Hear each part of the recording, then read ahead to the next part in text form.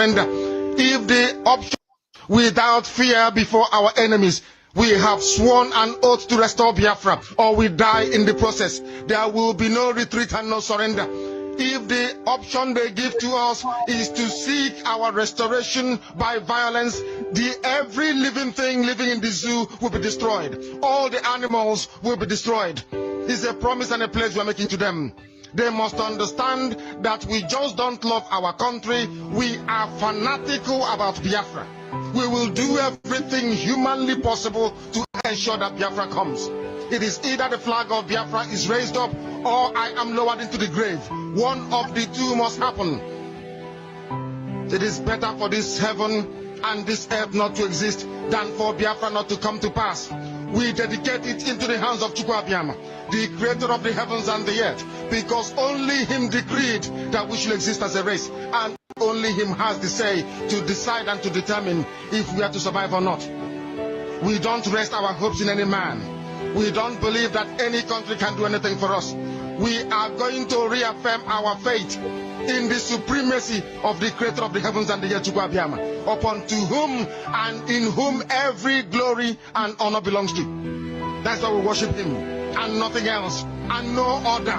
We worship the one true living God. That is who we worship. That is why we were created. We are not like any other people. We have been chosen by Chukwu Abiyama to serve him. We have been chosen by the creator of the heavens and the earth that we may serve him. That is why in our names it contains every praise imaginable.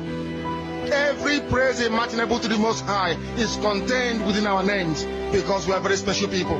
We are here to reaffirm and reiterate that. We are here to ensure that this very march towards our freedom cannot be hindered. Any obstacle on our way, real or imagined, man or woman, adult or child, anything it is, once you are an impediment to the restoration of the sovereignty of Biafra, you will be destroyed completely and totally, in every way imaginable. We do not forgive. There is no forgiveness in our dictionary. We are here to ensure that the death of 3.5 million people is not forgotten. It is to them that I owe every ounce of loyalty and obligation. They are not here to offer any advice or to ask us to forgive Gowon. They are not here to ask us to forgive Haruna. They are not here to ask us to forgive the Yoruba people and the Awolowo family. The reason why we exist is to ensure that their memory, that they can never ever be forgotten, that their memory will linger on forever, that as long as man walks this earth, this world will remember the 3.5 million people that they killed, men and women that did nothing, children that were innocent. Their only crime is to be blessed by God. That is the only crime they have committed. As those children were being slaughtered, as they were being stabbed to death by a very wicked and cruel world, spearheaded by Awolowo, everybody looked on and did nothing. Instead of them to help us, they ensured that our absolute blockade from land, air, and sea was absolute, that we may die, that the children of God may die. But lo and behold, Chukwu Abiyama determined that we cannot die, that we cannot perish, because we are his own. Despite all our iniquities, despite all our sins, he made us in his image. He gave us that very edict to worship him, and that is what we do every blessed day on this radio station, without fail and without the fear of any human being, talk less of an animal in the zoo. We are here to worship Chukwu Abiyama. Alright, if you are a man, you keep your word. And now all of the black people in this country are demanding, and even the black people in the whole world are demanding, is that you keep your word. You told us we were free. Well then, show us that we're free. You told us that there is justice, equality for all in this country. Well then, stick to your word. And let us see the justice and equality for all. Or else admit to us that you're not a man. You're a word. You're afraid of us. You're afraid to give us equal stand. You're afraid that if you give us equal ground, that we will match you and we will override you. And if that's what you're afraid of us, then tell us that just what you're afraid of. But don't keep hiding it from us and holding this up to us, and every time we ask you for something, you give us a little bit of something, and it's all tokenism. We don't want tokenism. And there are most black men in this world that don't want charity. And yet still every time we ask you for something, you give us a little piece, a little piece. You're playing games with us. Why not?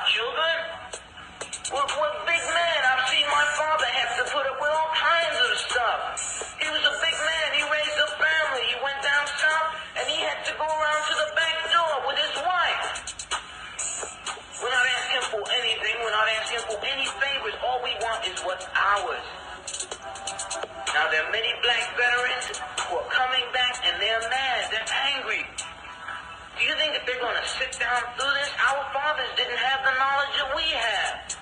They sat through it. But there are other black youth that are not going to sit through it. We know about Che. We know about Fanon.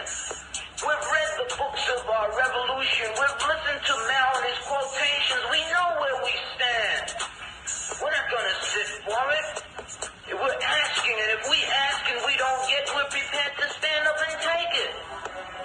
I tell him I'm hungry. I tell him I am cold. And I ask him to do something about my condition. And this man holds a loaf of bread right in front of me so I can see it. And I keep asking him, I'm begging him to please give me a slice of the loaf of bread. I am hungry.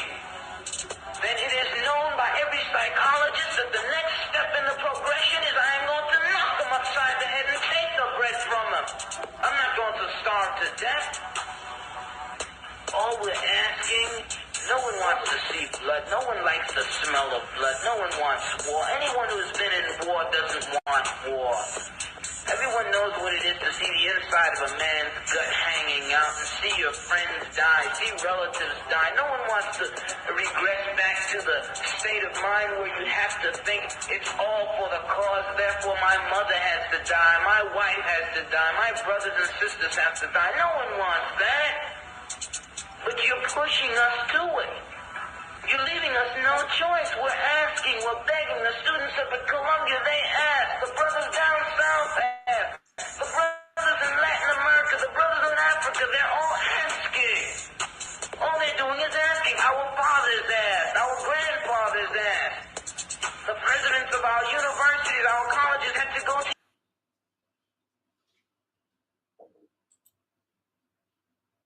July 2025. Sit at home in this side of the world. Mazda can sit at home is 100%. I say, haven't seen this kind of love that men and nations and people and tribes are giving to a particular person because he loved them. Mazda Khan is an innocent man fighting for the freedom of his people. You can see it everywhere. I will need you to understand very carefully. Carefully that everything is going well. It is awesome. We want to thank God for what God is doing. It's a beautiful moment. Keep the fire burning. By Friday, we'll be hearing the final judgment that will be given. And we believe that our leader, Mazda Khan, will be coming out big time. It is Biafra all the way. Nobody can stop us.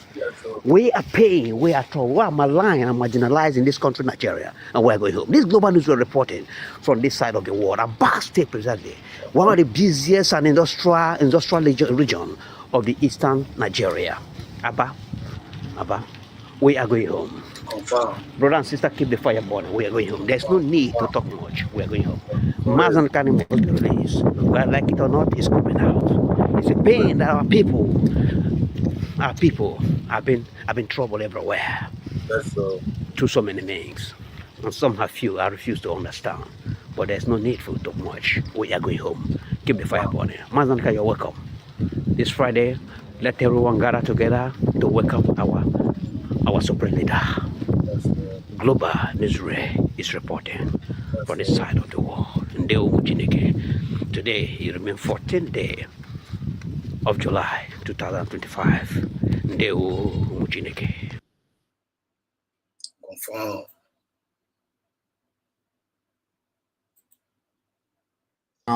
Is to finance our liberation army as much as possible. They are ready to go. It is us that need to propel this engine, in order to function very well. You can see our defense. Yes. Muchukwu kabia mande wono. Chat one more. Glitters. One the number. You're welcome to the program. Machineke. Chukuna Koziege. Wonderful colleague. Chukuna Koziege. No. Thank you so much for joining in tonight. Umi Ife. Biafra all over the world. Let me salute you now, brother. Biafra all over the world. They killing them on your brother. They won't muchuko kabiama. They won't. Omaka mera yon pachinketa mera yini ne. Bwana bataya wongozi. Ndoma. Awoma, Ncheboma, Favorma, Ngozioma, can they wish each and every one of us, or for Kaina go, Nagro wine or for every day when you quit your better. The other go when you quit your better. You just more one more to go see again. I got the regular Madrid, on like a number of Batage, even no more go business again, generation ago. You will not consider because you move fell over the world. Was there for now? Was I not like where? And don't just take it for granted. Ordinary ukwu ka a na-ekwu ebe a okwu anyị na-ekwu ebe a okwu ndụ okwu ọganihu anyị na-ekwu ya okwu anyị na-ekwu ebe a okwu a na-erelease from the spiritual realm okwu ọnụ ka eji wee ka ụwa okwu ọnụ ka eji wee destroy ụwa ihuru ọnụ ga na-agọzi onwe gị ife ọma na-emere gị ihuru ọnụ ga na-agọzi ụmụnne gị ife ọma na-emere ụmụnne gị ihuru ọnụ a na-agọzi ikwu na ibe gị ife ọma na-emere ikwu gị ibe gị ịghọtago anyị nwa ụmụ ife. We are the children of light. And I abajo. Ebobile fine gara. Oh no kadro de anyam nyonko by the special grace of God. Ebobile fine gara one no neba anju kita man na eme ba adre hot. Ebobile fine gara o neba amboka anyam eba adre sweet. We are the ambassadors of peace. Anyam we the ambassadors of fairness. Then we are the ambassadors of equity and justice. Area progress. One number kika confirm with Biafra. Without that, when you have a name like that, when they call on and this time around, you can't deceive Biafrans anymore. Biafrans have known who they are, and they are going exactly for who they are, and they are pursuing their dreams and their visions without looking back. You're taking my point. Today we sit at home. Monday sit at home. A holy day for Mazinland Carlo, and they keep you holy every Monday in Biafran land. A remembrance to the war that our leader is been, our leader Nakajigba Yeji. Nakajigba our leader Yeji. Reminding them every Monday. That's it at home and the very, very important, not the very, very vital. And the two until the day Mazinland Carlo get better. They have done everything they could to stop that Monday sit at home. One won't be here me for bed. But Monday sit at home we could do. Because someone they are holding our savior, they are holding our redeemer. Just like Otis we could Jesus, one attackers we could keep our supreme leader. At the end of the day, on a gay Bawa Zilia, on a gay resurrect, and it's coming out with a flag. On a put out with the flag. No, before I forget. On a put out with the flag. It's only there. Now, Bajo. And I go into now here to go one. Wait.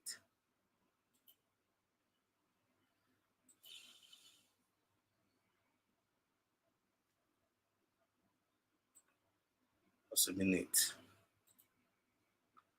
Yotago, our supreme leader. I see you, Juliana Obi. Welcome to the program. Welcome to the program. Yes, please like and share as you tune in. Yotago, on up with this flag, and today we Monday, can you respect every Monday, and then no. But that Monday sit at home is significant. Letting the zoo Nigeria know, Unukajuka Wali Dejo. People are still holding him. Onye ji mmadụ n'ala ji onwe ya iwere ihe nwatakịrị welie aka elu on a very good day aka ahụ ga-emechafu onye ahụ ụfụ onye ahụ ga-eweturiri aka ahụ nwatakịrị were ife ya wee gashi ike. And don't forget ọchụ nwa ọkụkọ nwe ada nwa ọkụkọ nwe ọsọ.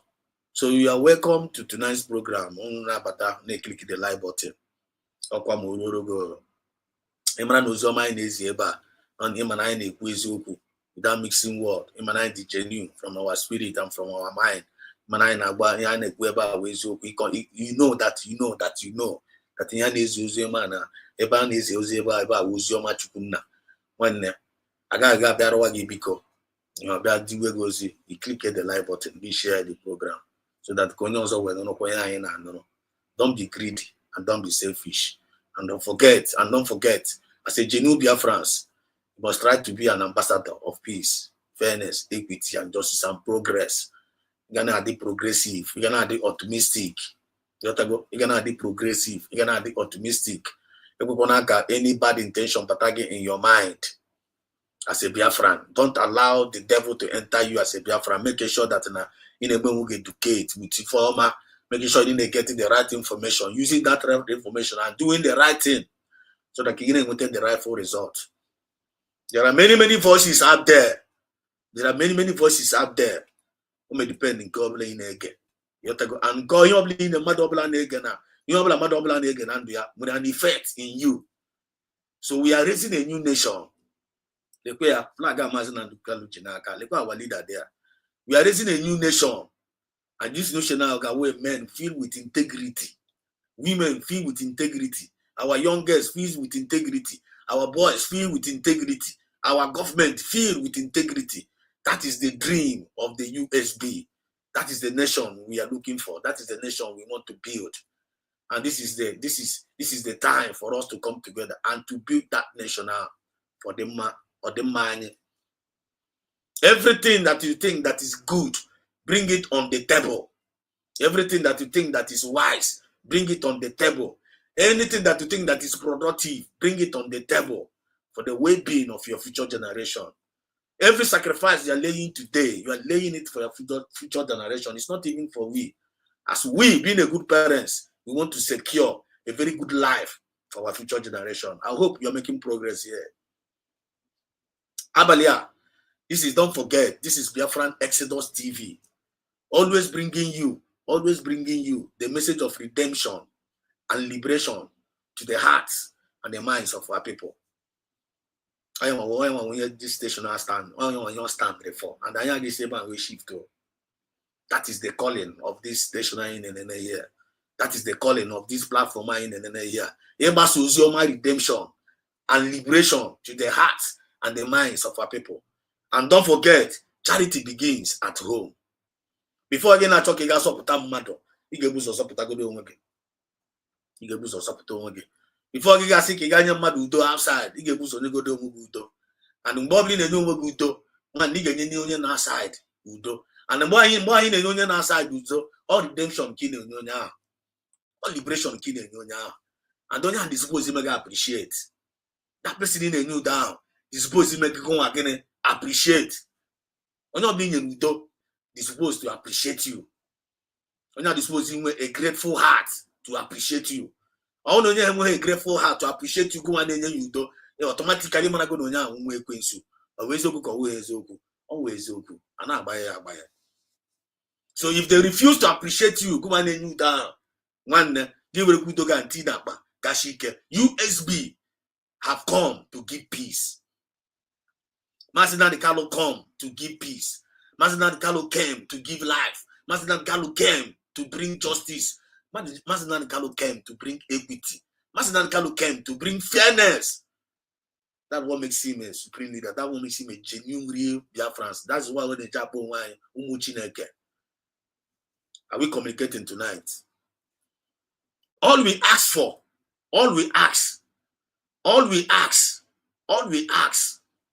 is for us to live and exist as humans. Or is it too much to ask? I am a topic in Abalia. It's going to be an open mic. Better me have some certain things I talk about here. Gonna call the video. Then you get him. Where your inner ears were getting. Yeah, if I name over humans, this thing if I answer, our humans, always something that they don't want to give us. And we have been asking questions, and we have been fighting, and we have been liberating, and we have been doing all that we could. Mazin and Carlos said we will do everything humanly possible to make sure that our future generation is being saved, because they are not going to inherit slavery. They're not going to inherit any slavery. All I failed law to give freedom to our future generation. We have failed. We have failed as a human. We have failed as a human. And may we never fail in this Biafra movement. He said, what we do is more of spiritual than physical. When I nature on obligate choma. Genubia France nature on obligate choma. Genubia France nature on obligate choma. And you need to appreciate them. People of the world, appreciate Genubia France. They mean Biafra means peace to the world. Biafra means progress to the world. Biafra means justice to the world. Biafra means fairness to the world. Biafra means goodness. That is who we are. But they want to corrupt us. They want to corrupt our mind. They want to corrupt our spirit.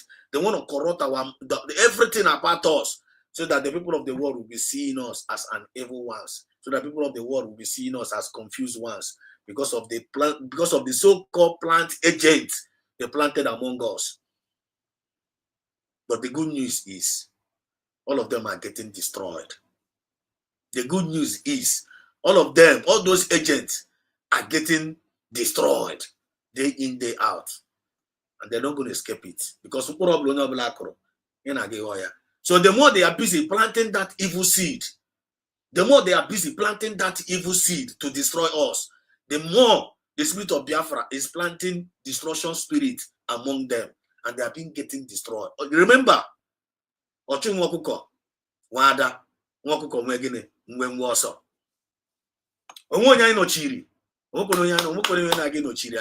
Because I might believe from Ebe go bere nkesi be ebere na nguga parrea. Are we making progress here? So we need to pay attention to every word that proceed out of this channel. This channel are where na basaga, where na basaga. Probably five will talk about some of this mediocre self and the book and they use that as his reference. Sometimes it sounds funny based on attitude and they put in because it doesn't make sense to us. That's why we are laughing at them. That's why we are mocking them, because they don't want to apply their common sense to do the real thing. And they will continue to be disgraced day in, day out. So much go Gabia, click the like button and share the program as well. Also, Zomaka and Ambassador, and as you are doing it, Ubinigwe Gabagume, I see you, Ngozi Morin, Momio, there we got it. Woman, there we got Ngozi Morin. Special, I see you. Special, I see you. Special, I see you. We are Biafra. Biafra is our country. Yes, so Celestine, good evening, brother. You're welcome to the program. Mora, Bright, I see you. There's a USB. There will Mifa. There will not click the live button. There's Solomon. There one. So how are you doing from here? How are you doing, sir? I'm okay. I believe God, you're okay too. We we're gonna Alpha 247. Joy, Ijoma, Forongo. You're welcome to the program. You said it was good evening. You are doing great. More grace. That's one. Thank you so much for your compliment. Jack, my man, science and innovation. Longest time. Where have you been? You're welcome to the program. Otago, my man, you are catching fire these days. Your message bring life and drive depression. Confirm, my man. In spirit. One, the more fire. We pray for more fire upon us. Yani baby will be sarasara. Jehovah Genyan will be sarasara. I'm a kind of Nanki Bazwa. So much go Kabia Makaba Puni also. Abapianosa. I register this message and Abalia. I register this message and Abala. Lena here. Only a few for here. I be already from here. Today, Monday sit at home. We have talked about today's Monday sit at home, reminding the Nigerian zoo country that they are still holding our leader. They need to do the needful and release Mazen and Kalo. They don't have any other choice. Nigerian government, you must release Mazen and Kalo. Mazen and Kalo is not supposed to be there. Mazen and Kalo is not supposed to be under DSS custody for all these years. That is the injustice at the highest level. You have exercised a lot of patience. You have endured, and don't take our patience for granted, and don't take our endurance for granted. If you think that we cannot do anything, time is going to come. In short, nature will fight you, heaven will fight you, earth will fight you, every forces will fight you, because all we ask is for us to exist. Just all we ask happen na ibiri. So see how happen na ibiri. Ubiri. I don't think it is too much to ask. I am our topic in Abelia. I don't think it is too much to ask. Listen to our brother. This is our brother. This is a video long time ago. Look at the injustice being meted at only a woman by slavery. America. I want you to listen to his lamentation again. Can't get into his lamentation again. They don't even go here to round it up in that particular matter. Let's listen to him one more time. Right? If you are a man, you keep your word. And now all that the black people in this country are demanding, and even the black people in the whole world are demanding, is that you keep your word. You told us we were free. Well then, show us that we're free. They told us that we are free. How would I go free? No chametra, convert, even our people help them. Our so-called people. Chineke na give me eradicate a lot of people among us. To be honest with you. If I go see na too much sometimes. Okay, for Ndoja no in our midst. Ndoja no kporo ha ndị Igbo. These household enemies. These household enemies. Chukuna na give me eradicate a lot of them in our midst. But it's going to be disastrous to them. Enough is enough. Enough is enough. Enough is enough of all this nonsense. Our people then nyekwara ha aka, nyere ndị ọcha aka under chieftaincy. Under chieftaincy. Ụmụnne ha resigasịa ndị ọcha nara ego, nara silver, nara gold. Some of them got to America. Turn her to slave. I would today can you bidoro ụmụnne na ụmụnna. Okay, no plan pay attention. Please, I want you to check my voice. I'm my voice, my map off. Please help me check the voice. Help me check the voice. If my voice is coming out clear, let me know in the comment section. So I can go see guys, you do so. You have to go. When I had not I don't know how to slave. You people know the story. They started lamenting. They started lamenting. No, I said I had to go free. Now they are now a free people. I have what I have. I must say, they are waiting for that freedom up till now. Up till now, no man always go say. What Biafra nagi with that freedom for the coming of Biafra is going to end black man race in slavery. Entire world that. The coming of Biafra will eradicate both spiritual and physical slavery of every black man in this world. Take it or leave it. And this is the season. This is the season. History is about to be made. History is about to be made. And then when I make that history, those people need to be applauded to. Those people need to be applauded to. When you see them, applaud them. When you see them, pray for them. When you see them, encourage them. You can't do what they are doing. Pray for them pray for those that are doing what you can't do. And you know that now we're gracing upon their life. You have to go. We're gracing upon their life. You don't need to be planning to bring them down. You need to applaud them, you need to commend them, you need to pray for them, you need to encourage them. People like Mazen Nandikalo, why are you gonna put your hate on somebody like that, Mazen Nandikalo? Are you crazy? Where is your conscience? Those people that are condemning Mazen Nandikalo, where is their conscience? Those people that are condemning PM Saminepa, where is their conscience? Or those people that are condemning PM the Tongozo Rapese now, calling her all manners of evil name, painting her black, which God have already vindicated her. God have already vindicated the woman. Where is their conscience? Those that are condemning her, where is their conscience? That is the question we are asking them. Those that are condemning PM, where is their conscience? They told you they are the cause of insecurity. Mazina Nikalu, you are the cause of insecurity. Now, Mazina Nikalu is in DSS custody. Is Mazina Nikalu still the cause of insecurity? The answer is no. They say Mazina PM Samanepa is the cause of insecurity in the southeast. Samanepa boys. Negusisi them mad. Negusisi on Muna. How can you be fighting for freedom? You will freedom. Negusisi Munage. Hagawem Samanepa. Pochie. Since they have arrested Samanepa, is it the cause of the insecurity? Everything that he does, they will condemn her. Also call for more men, they got guide our place. I said on I got and they bubago, maybe bago. And they will only they made that thing now. Up one day now, one digo. Up one down as a see by if I need Popia, but they don't behave like Igbos. And I see Igbo, but they don't behave like Igbos. You cannot tell me that Nena Surumi Igbo. Or when I Surumi Igbo, go and ask Surumi Igbo, go and ask Surumi Igbo, and I condemn Mas and Nandi Carlo. One no go Igbo de how. Go the kind of Igbo de how.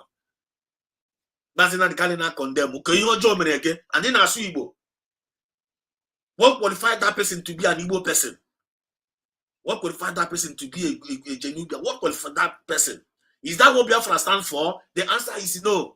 Biafra doesn't stand for injustice. So, as a Biafran, if you know that Biafra doesn't stand for injustice, and you are a Biafran, why are you supporting injustice?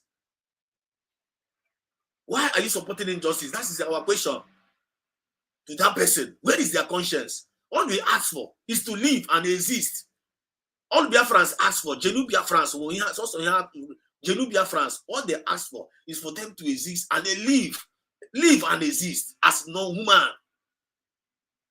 When you're ask that kind of thing now, is it too much to ask for? The person is not even asking to take your life. The person is not even asking to take your property. He's not even asking to destroy you. He's asking, one, allow me to live, make you live. That is what Biafra stands for. One, let's call a spade, yeah. So what is our offense? Why is there so much hatred upon us? What is our offense? Biafrans are asking, people of the world, what is the offense of Biafrans? What is the offense? All we ask for is what? Live and let live. Now they don't want us to live. Now listen to the lamentation of this our brother. I will not interrupt it again. Let us all pay attention. You told us that there is justice, equality for all in this country. Well, then stick to your word and let us see the justice and equality for all. Or else admit to us that you're not a man. You're a word. You're afraid of us. You're afraid to give us equal stead. You're afraid that if you give us equal ground, that we will match you and we will override you. And if that's what you're afraid of us, then tell us that just what you're afraid of. But don't keep hiding it from us and holding this up to us. And every time we ask you, before I proceed, please, I want to ask: Are you guys listening? Is the voice of this guy coming out clear?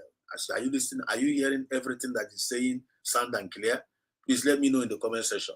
Something, you give us a little bit of something, and it's all tokenism. We don't want tokenism. And there are most black men in this world that don't want charity. And yet still every time we ask you for something, you give us a little piece, a little piece. You're playing games with us. We're not children. We're big men. I've seen my father have to put up with all kinds of stuff. He was a big man. He raised a family. He went down south, and he had to go around to the back door with his wife. We're not asking for anything. We're not asking for any favors. All we want is what's ours. Now, there are many black veterans. All we want is just bet ours. Thank you, EJ. Thank you, EJ Glitters, for the confirmation. All we want is what? What is ours? What is ours? It's what we're demanding for. What you can hear ours? Our natural resources, our own natural resources. Our own natural resources will be as Biafrans. Everywhere a match in the land of Biafrans. Gold, silver, mano, everything. The whole natural resources in India no wa. Na Biafran land kachineke na garga all of them. Na Biafran land garga all of them. Natural resources in India. I want you to go and watch Wakanda. Get what I hear from you. Eba does everything. Then the blessing Chukunanya Zirani not turn Zirani to a cause. The blessing Chukunanya Zirani not turn Zirani to a cause, which is our arrow. And we are putting every record here straight. And this is the time and the season. As Mumpa will get your da. Power is changing hand. Power is already changing hand. Can't you guys see it? I want to know for a bayao. I want to know for a bayan. On when they can eat pele, on when they can acquaim, on when they can ezus, Omunde can egwu. Omunde can eme nonchalant attitude. Omunde can achọ ka abịa na-epushi ha to do the right thing. Omunde ka achọ ka abịa rụwa ha biko wete na ego ka e wee support all this thing like kind of millionaires and the billionaires ji ego na-eme rubbish things. Were ego ha na-arụ rubbish hotels na-arụ nonsense. Emecha ndị Fulani Nigerian government abandonagasi ha the investment gbawa ha aka even tụọ ha manga because they refuse to support their own. They refuse to support their own. They refuse to build their own nation. And I get build room doors on nation. And I get build room doors on nation. Charity begins at home. And a mama no Lord before Apuanama. Everything that we see on the other side.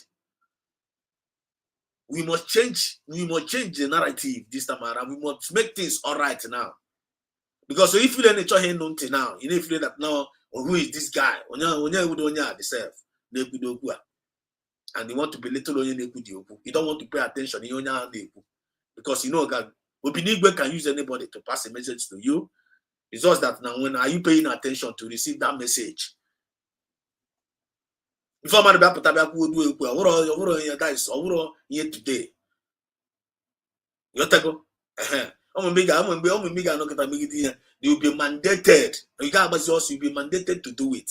What I'm telling you is a life experience. Nobody say them say. Yeah, from the make it now. What today case with Mozia? More an abakisha. But you don't have any other choice than to do that work. And in a way, you must do it genuinely with Toby Ocha, with Sarasara. But give them ways internal peace. Give ways inner peace. Give us again a more clear. But more than I wish Aquara and I that divine direction now. It cannot wish Aquara. In a who is this? In a minute in our new one something is going to hit you. Something is going to hit you. Don't play with this word. Something is going to hit you. Pray the guy in actually pop by force. The man in the jam money here won't be here in the mad. Before you be here, the member can go and you never get we marry here. One not common sense. This guy is talking about here. That's the hand you're gonna have freedom. But the hand is lazy freedom, man. I force the freedom. That go to Hagis way may expect. Hang on to hand on now. When you should have for Gana, Iji sweater, Iji Nri, Jidechan Rinina, Rini Nogma Kuchiria. One is no movie can hear, and I'm not seeing them money when you can hear. Yes, they get you know only. Only one and again, reading. And they go at Chama, Ego, Ajima, everything. No one in the naked. Singing and one, no one. You know something, go and ask it again. You one in the naked. No one in the naked. Only I got striking it down, good to go, India. It's likely to happen. These people don't want to pay attention. They will ask no more. We are no more begging anybody. We're no more begging anybody to survive. You're not begging anybody to defend ourselves. You're no more crying. You're no more crying frag. Now they men are protest now. That is in our gago. Somebody came in and stopped all those nonsense. Yeah, we put a new dimension. A new dimension and they're developing and they're growing. Things are happening. This is happening. COS now at the end of the latest development now, police registration at Gawago. Instead of you to go and serve Nigeria, instead of you to go and serve that Nigerian police, Abagogo, Kokoko. Don't register for your own nation. God, police, go registration now. Go and register police. All we need is them.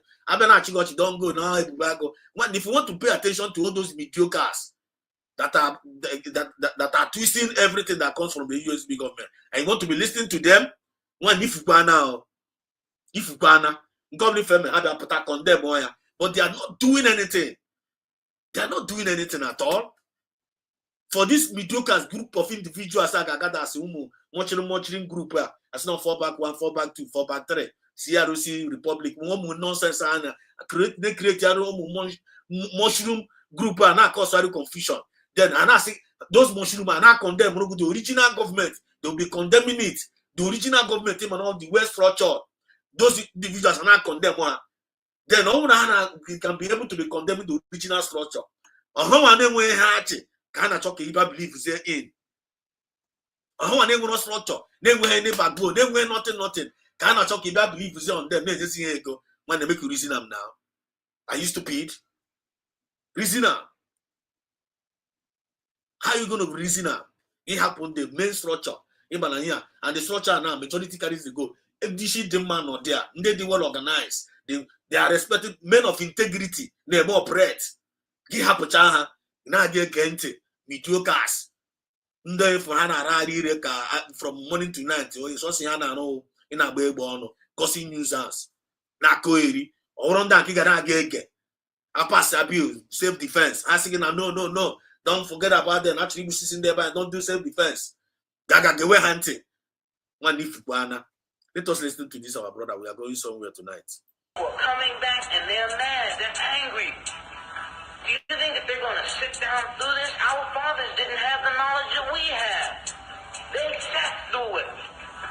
But there are other black youth that are not going to sit through it. We know about Che. We know about Fanon. We've read the books of our revolution. We've listened to Mao and his quotations. We know where we stand. We're not going to sit for it. We have read the book. We have read the book of revolution. I come here with the book of revolution. Like no Obajodoro, no Obajodoro like this. Ha go chana kwa. No Obajodoro like na kifedemma. In a show when chunk kifedemma.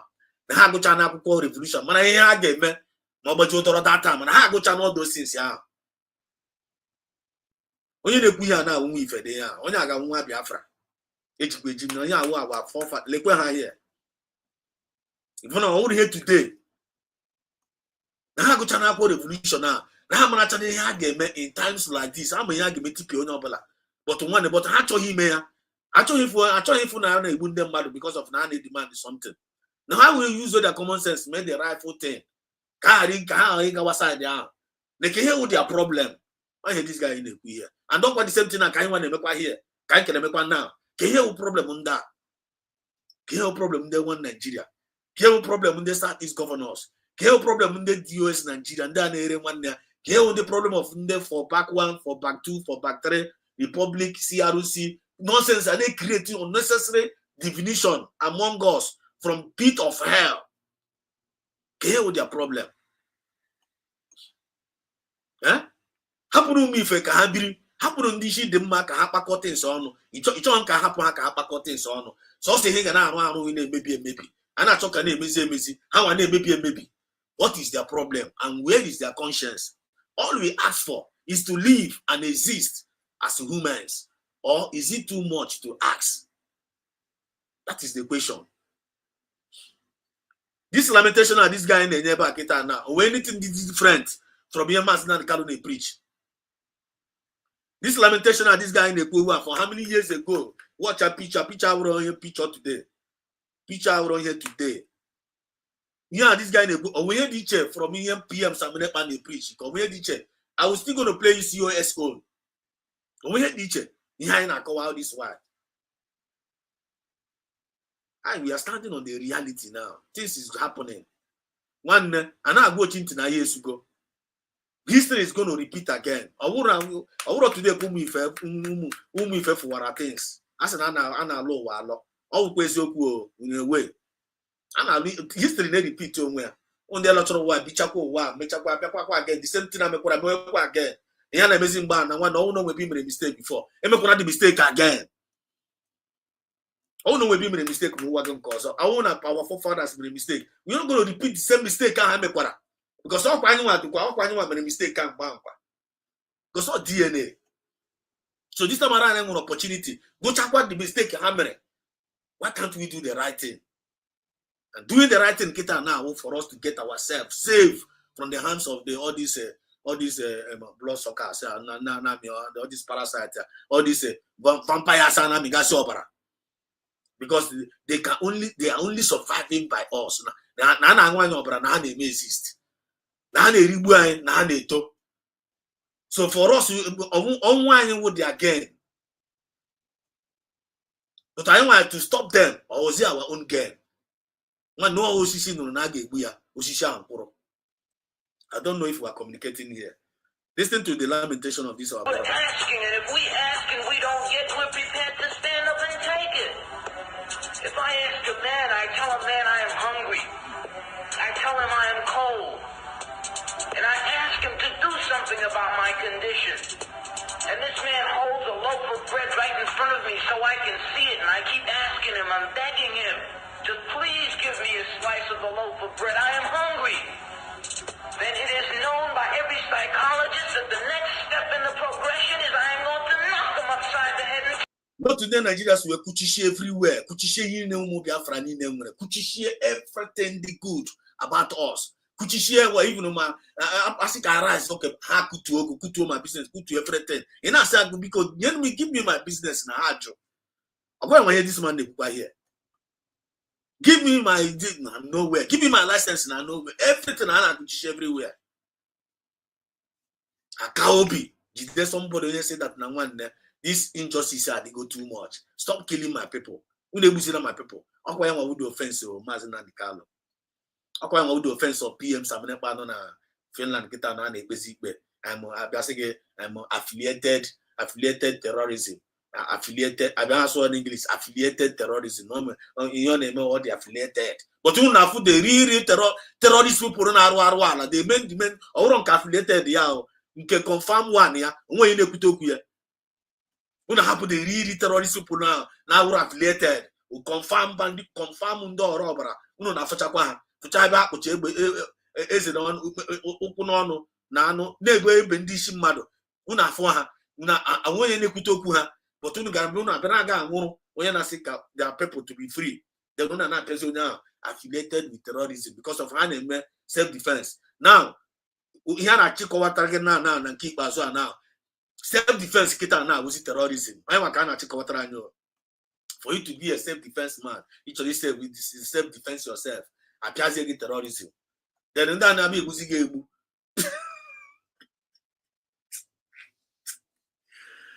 The other at the watch you. Then be buzigebu. I would say that this is justified. Go on actually defend this, we defend this. Appears against terrorism. Akwa makani message. Akwa makani be mass na Carlo. PM Samanepa, because us stop killing my people. Our people. And the same thing this guy in the this guy no kwaya here. We must one na keep us one woman no munda. We must end this shit and get end this nonsense here. I know according to Chukuna genya the grace. Chukuna genya the grace, the spirit. We are well able. Joshua and Caleb we are well able to possess the land. Let us speak the same language to ourselves. The same language of Joshua and Caleb. We are well able to possess the land. Now, a question in this part, I said, hang with many mountains, many giants. Now, one hadika ants. Then we have many head in there. Kano and Takureba. But in that, we say, Joshua and Caleb say we in Hagaradia. No is open half for a giant for Chapa Mandini now for everywhere but to the fact that now here one like with a hanampa. For the fact that now Kaina sit like this, he put his own mind there. For the fact that the mass and Kalukuru now can go take this thing. And because we need to put our own mass and our kind of fire. Yeah, for them bound. Can I move on that story based on my Martin Calgora? We are not Chukuna in this land. We are going to get as you come on again nearly going to work a baby. So I want to we are well able to possess the land. And we are not going to be intimidated. They're not going to bring us down. I get put and they bring us down. Because I have no other choice. So if you succumb to the wishes of these our enemies, one then kind them up now. Huh? We need to speak to ourselves. We are well able. No matter what the distraction, we are well able. No matter what the confusion they bring, we are well able. No matter what the destruction they bring, we are well able. We are the builders. We are not the destroyers. We are the builders. We are not the destroyers. I got John in the destroyers. Now,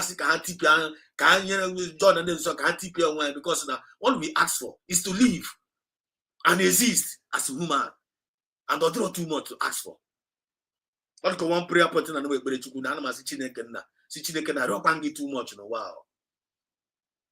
As Chineke na rock get too much no I don't come greedy. So him rogo one nyem get when lokote no manya and people around me to take good care of my family and people around me and then do one act no give me come with lokota hanya all your so him rogo no wa nye m ngeji elekọta ezinụlọ m anya ihe ọbụla gụrụ m eri ihe ezinụlọ m gụrụ m eri ma kwụọ bil lekọta people around me anya ndị nọkwa around me ikwu na ibe m then ndị ụwa na-achụ n'ọnụ I will take care of them. Is it too much to ask? I am Chineke nna. Is it too much to ask? Chineke doesn't not draw too much. Now give me a career. No give me a career. You say prayer point to Solomon rock. Can you to us God? Give me wisdom. You watch at the mindset to some of us now. Inform for Juapa. When you're not for Fuji cut out Josu. Now Zobu now one nature him. Go in a tip just covering in on the top. Covering on any kaganafo. Very, very wrong mindset. That is devilish mindset, which not is supposed in our midst in this Biafra movement. We need to eradicate it completely. Our very bad energy among us. We need to eradicate it. We need to have a simple mindset. Genuine. Greediness and envy, jealousy and hatred and bitterness.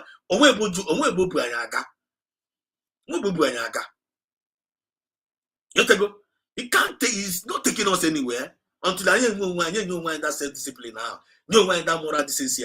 She got back on. In a church, can normal human being. But if you understand how to can you be one, how I gave be. I want the cocoa. Listen. Take the bread from them. I'm not going to starve to death. All we're asking, no one wants to see blood. No one likes the smell of blood. No one wants war. Anyone who's been in war doesn't want war. Everyone knows what it is to see the inside of a man's gut hanging out and see your friends die, see relatives die. No one wants to regress back to the state of mind where you have to think it's all for the cause there. When you like it, get pantiel. What's the one you got like it for? Ebe one yamu or ipiamu or ibeyamu. No one you not like it for ya. Oh, you not like it for ya. No matter how devil you are, when you got like it for everyone again, you could go more, you begin more. Also, nobody want to see that. Then why are they forcing us to? Why are they pushing us to the wall? Why are you not buying?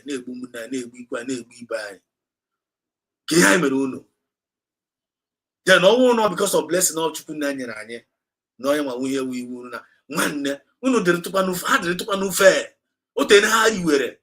About this decade of years, or come on, in a good resources and when kind of finer, don't look at an Manafube petroleum nine before. I feel become here if I bought crude oil. Crude oil, I feel become here before.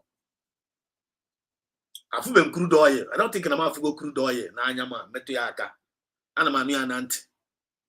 Or more, I remember one after on TV. I don't think I'm meant to go crude oil. Crude oil, and buy nines. I don't think I'm meant to get a car before. Anamami and Aunt.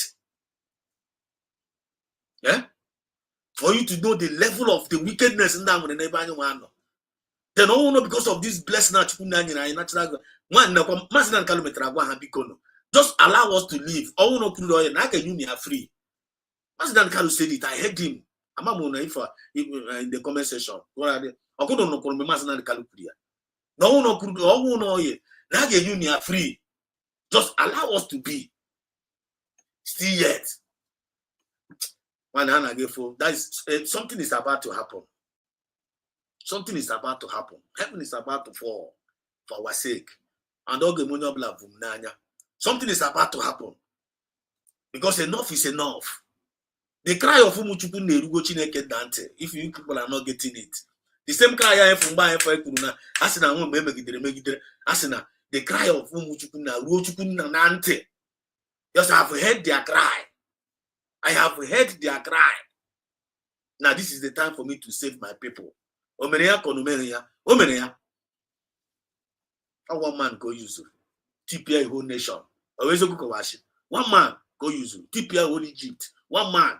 Okay, with ordinary staff. On them film. Just like Mazinan Kalo say, I will destroy Nigeria with the truth. Mazinan konumereya. Mazinan Kalo destroy Nigeria with the truth. TPI na Nigeria warner. And also Nigeria is mapped out for destruction. No way you blame it. No blame can also no blame can Nigeria Denmark. No one be very, very stupid. No one will throw away a cause. Masdan Kalukuria, Konukuria, Masdan Kalukuria.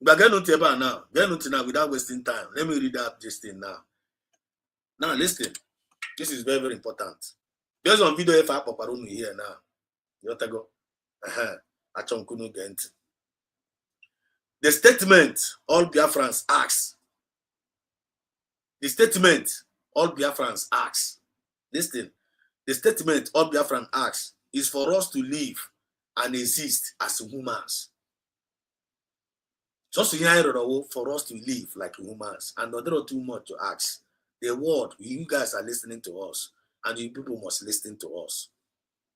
Or too much to ask. Remember, there is nature.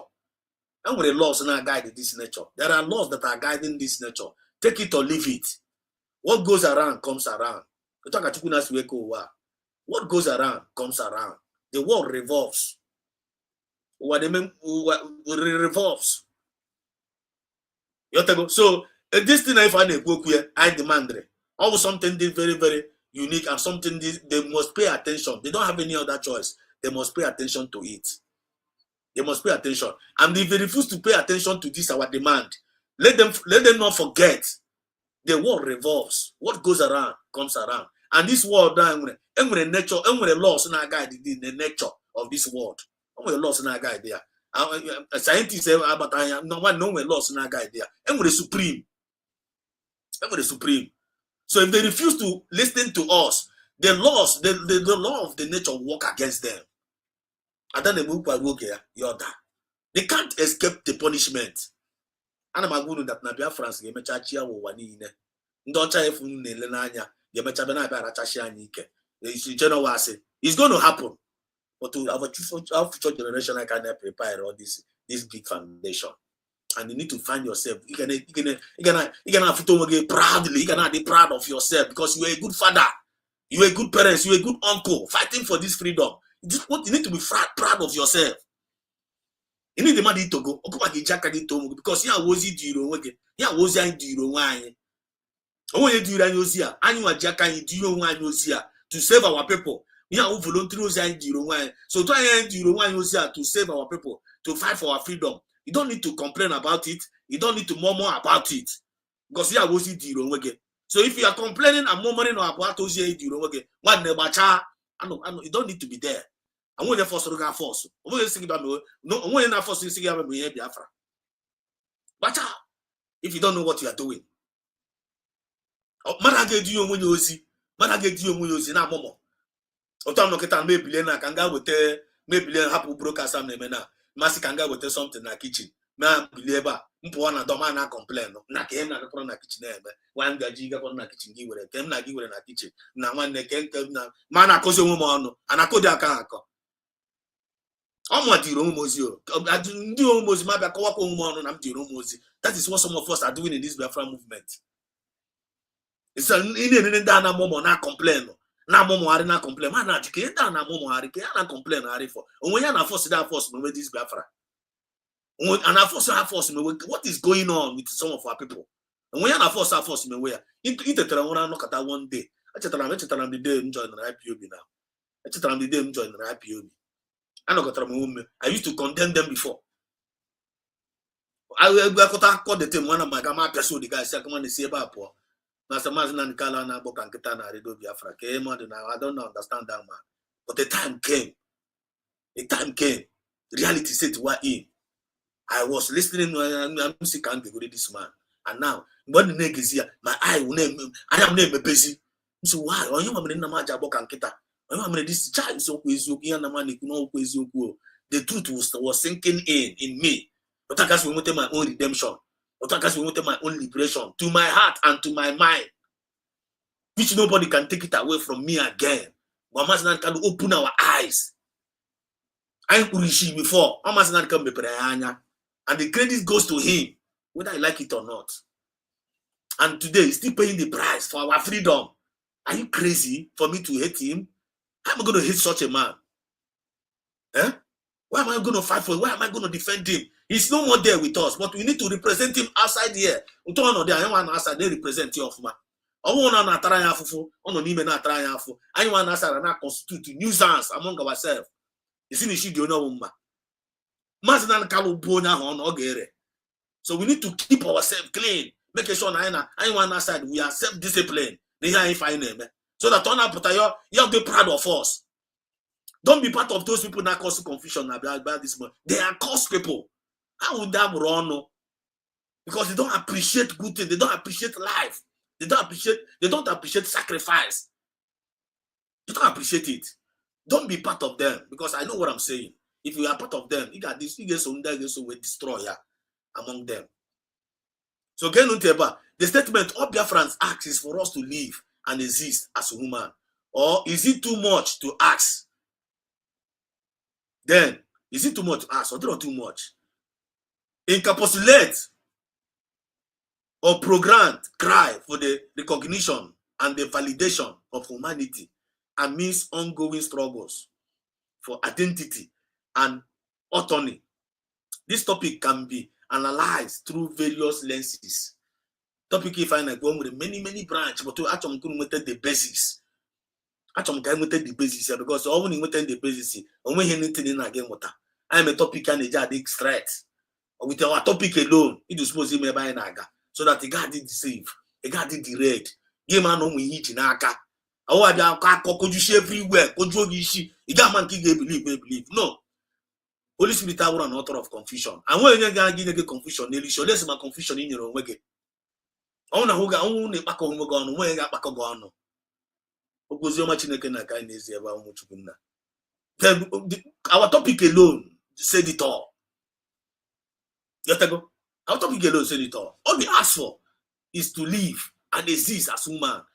Or is it too hard to ask? Or not too hard? And they must pay attention to what we are asking for. Because if you don't pay attention to it, law of nature, they be go on and don't be go on.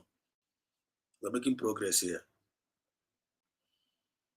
The topic can be analyzed through various lenses. The Biafra movement emerged in the late 1960s. You know they are aware.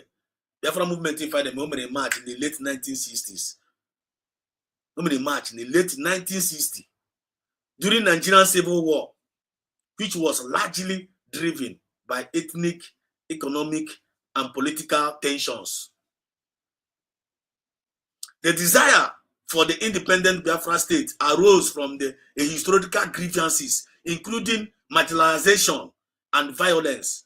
Understanding this context is essential in recognizing why the guess for existence embodies more than mere survival, and it reflects a longing for cultural identity and self-governance. Self-governance. The plea for existence and humanity by Biafran extend beyond a specific ethnic group.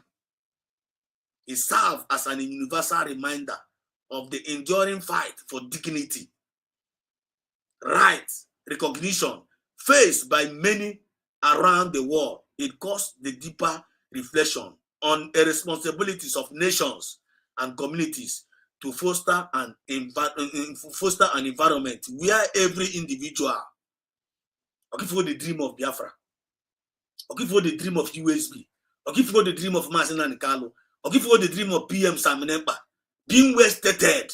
I be asking protect the mandate. Some of them are here with the meaning of protect the mandate. Some of them are here with the mandate. Under in Biafra. Under in Biafra. They don't even know the mandate of Masina Nikalo. They pretend to love Masina Nikalo. They pretend to follow PM Samenepa, but they don't know what Masina Nikalo represents. They don't even know the mandate of Masina Nikalo. They pretend to love PM Samenepa. They don't even know what PM Samenepa represents. And they don't even know the mandate of PM Samenepa. They pretend to love USB government. I was in the last bus stop here. Some of them have a dossier.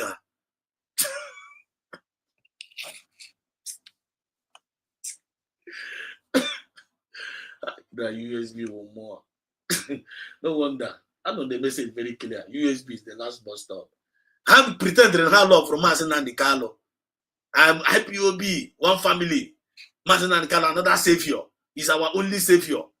Listen to me, oh. And I saw Masina and Carlo. I can't put Masina and Carlo. Haladia. Haladia. Up and there, holy. Masina and Carlo is another savior. Every day, Masina and Carlo, wherever you go, will follow you. Ejidakama, Ejidema Masina and Carlo. One, Ebeka de holy no, and in Aladichana. Haladiena. But the Umife, they still follow Masinandikalu, they still follow his message. They didn't abandon him. They did not abandon his message. Message Jaka can preach come at today. The last time Masinandikalu can live come at today. And we hear teacher, they never change, they never deviate. How can they represent power well? How the ambassador of peace if I here? How the ambassador of fairness if I here? How the ambassador of fairness, equity, and justice if I here? They are still represented. People are progressive, and they have the progressive. Have they stopped? They have never stopped. How the progressive, irrespective of the challenges on their way, they are still moving forward. One no one they preach about him and all confirm truth. To dispose of my hand. This is raw. They are still moving forward. Okay, for the right up. They believe for existence and humanity be Biafran extent beyond a specific ethnic group, beyond a specific ethnic group. Even though now are fighting for Biafra, but we are fighting for everybody. Check your mass in the Carlo. Buhari how many years? The first one, Nigeria, and please take 5 states. Masinandikalu, take your 5 states and leave us alone. Because I could do over that time. I could do over. The kind of man, the crowd Masinandikalu pull that time. Who will also get pull here? Masinandikalu Kukataraguna, Jideo Nigeria for ransom with microphone. Everybody was connected. Everybody, every race was connected.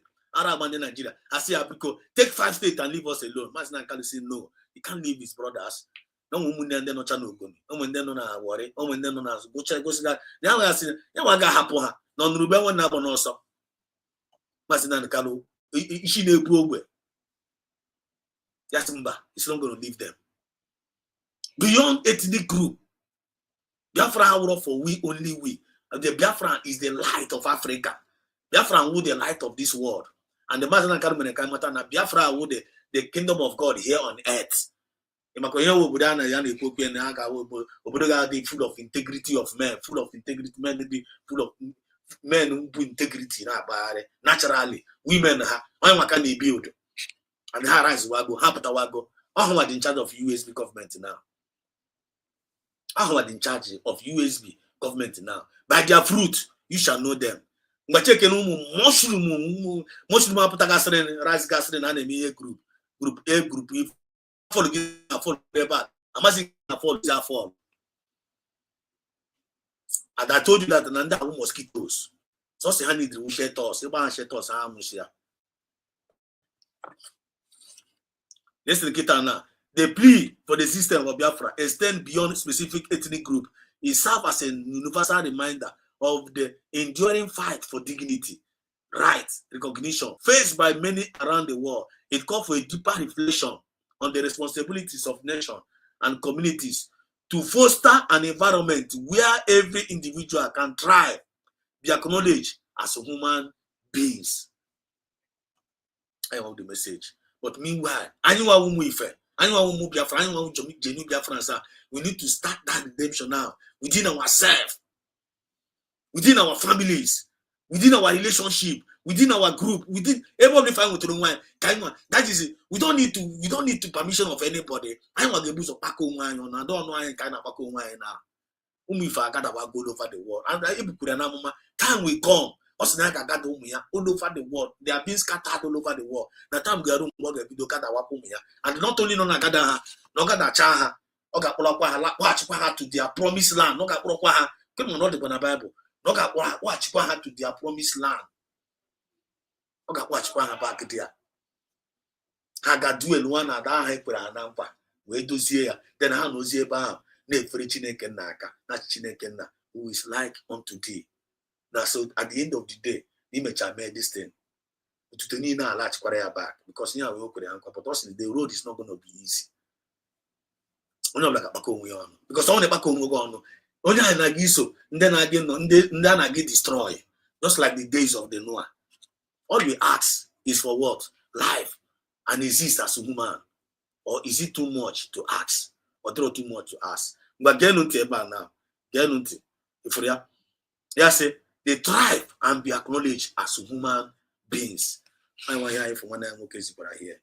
And I have a litigate here. Can message here, causing care to our minds and to our hearts. Because if they refuse to listen to us, all these enemies of our freedom, if they refuse to pay attention to our demand, all these enemies of our freedom, the law of nature be rising against them, and they have already started rising against them. Onye nwere ntị ya nụrụ. Onye nwere ntị ya nụrụ. Onye mara asụ ya ọsụọ n'ikwe. Onye na-amaghị asụ ya ọsụọ na-apata ya. Ka Chineke na-anụrụ eziokwu while we are still proceeding. Ndewo Muchukwu Kabiama. I see you. Biafra is my home. One name mmadụ ndewo. Chukwu gozie gị. USB government is working for all the world. Mazina Nkalo to come for full meat. Confirm. That is it. Ezigbote nwa Chineke na you always on point. Chukwu na gozie gị. Biafra is my home. Because no. This our brother. Biafra is my home TV. If you have never subscribed to his channel, go and do so. He's on fire. Always making our time. We have time. Yeah, time not drop most of us ain't enough time. You have to I want to sponsor somewhere. Not sponsor kwa channel ya. This goes your monu channel. You have to time. Buy your camera ya. Ziwe puru don't you hear? This must be over. Must be over. It's your match. Biafra is my home. He's doing a great job. Overall, like Biafra unite. And when you're my na koiri. This is our brother because subscribe to the channel here. You gonna program here. You learn a lot there. Chukuna gozie my brother, Biafra brother. You know, I'm special. I see you. I pray that you can be on whose walls. I pray that you can be on whose walls has never and can never fail to the ground to come and finish his project on earth in this United States of Biafra. Confirm. That's it. You are there. I'm special. You are there. You know there. You even understand the time and the season on email. If they connected and if they well informed. By this your comment, you are well informed. You will confirm if. Chino said he also said USB government is working for all the world of Mazina Nikalo to come to Fioka before. Special also said here. Biafra is the true channel of light. Biafra is the true channels.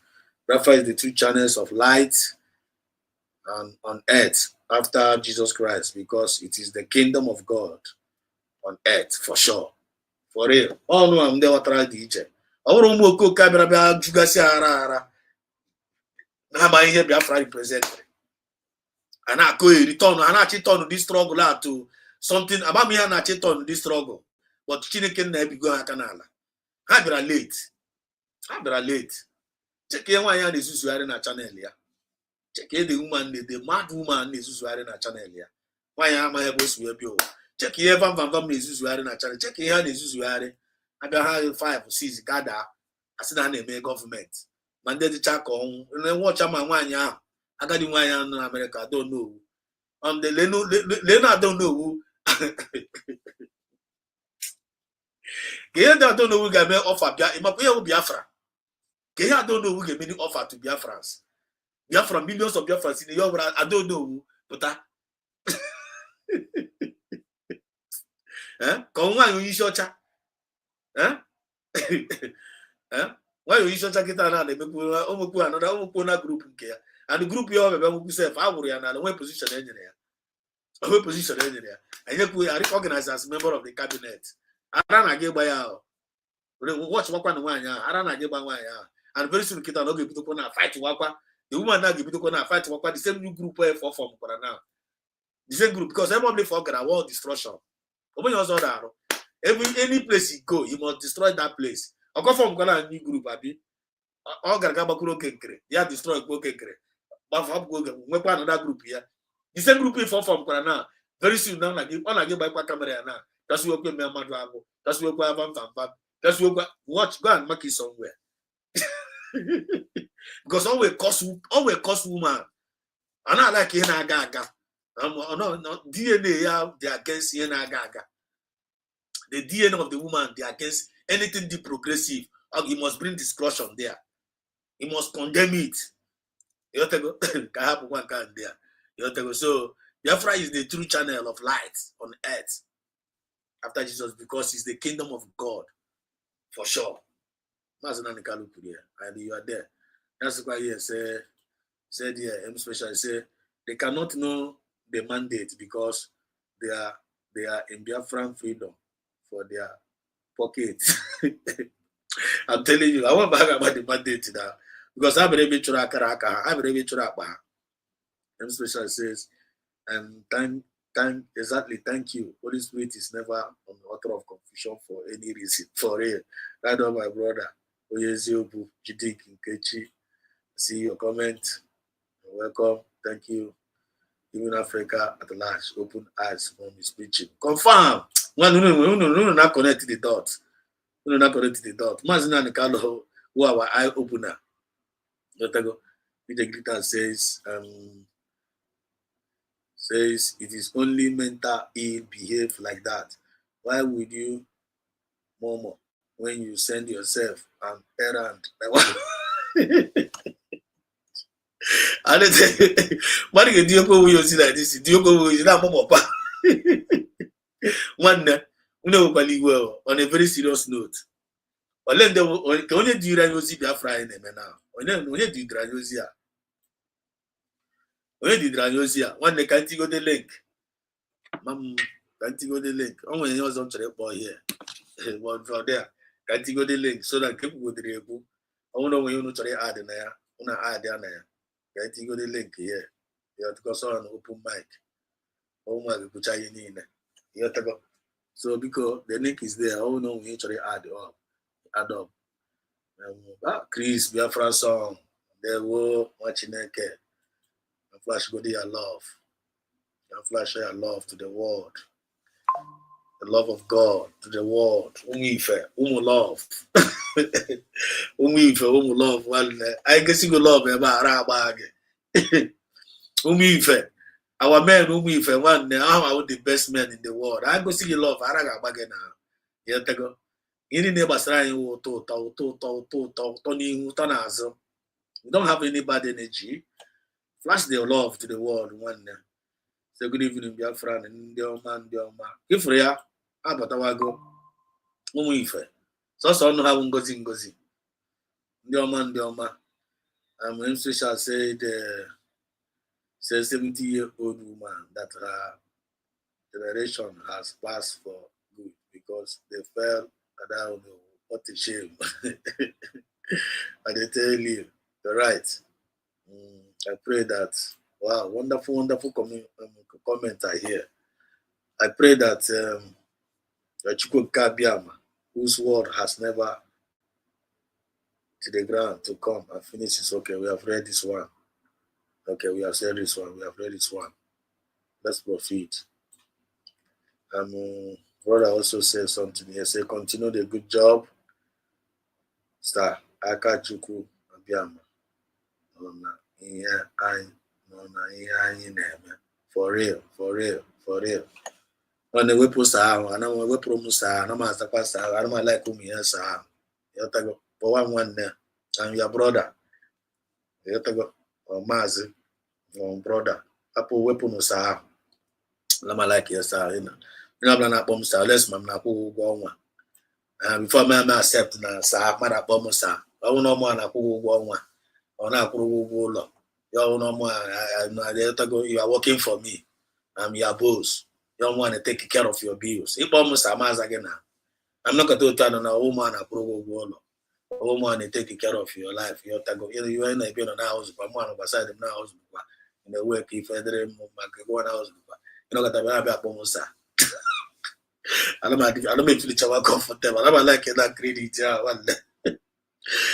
Oh, you're not going to go. Boss go, you know, that fit your bill. Oh, yeah, when you make boss. When I boss, I know an answer. Otherwise, you take care of person. So when I come up on you also, the one I now. Let us go. Let us go to the wars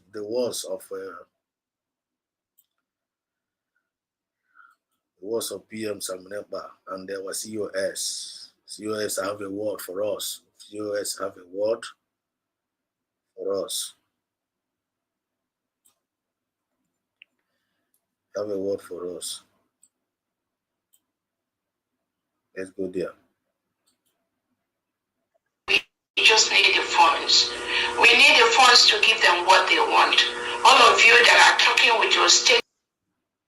That all we need now is to finance our liberation army as much as possible. They are ready to go. It is us that need to propel this engine, in order to function very well. You can see our defense is very, very strong. We just need the funds. We need the funds to give them what.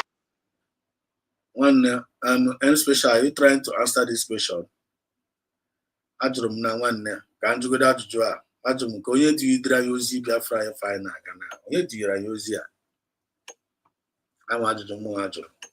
Who sent us this message? Let go. Who sent us Biafra message? Injustice. Injustice against us and against humanity, which we have vowed that our children Machineke no there. He said, who sent us this message? I'm M special. And you are a wisdom man. I like your comment tonight. Your comment is awesome.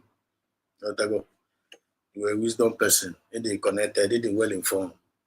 You know about share the program. Who sent us Biafra message? That's no injustice against us and against humanity, which we have vowed that our children will not see the same pain. That's it. That's it. Yeah, was I do why? I have our go that na ya me na get more my. I'm going to chom mozia. My better not be complain over. Na because na mo kwa ozi ndi ro nwem kanga save mumu. I want to save mumu. Man not complain na to me save mumu. Who does that? So if na mumu ara one they don't know they are not part of us. They are the enemies of this struggle. Take it or leave it. So can I go on about now? Can I go on with this thing now? Now, Mazin and Carl PM Saminepa. that Some PM Saminepa before now they were naming arrest now and for the so-called question in Finland.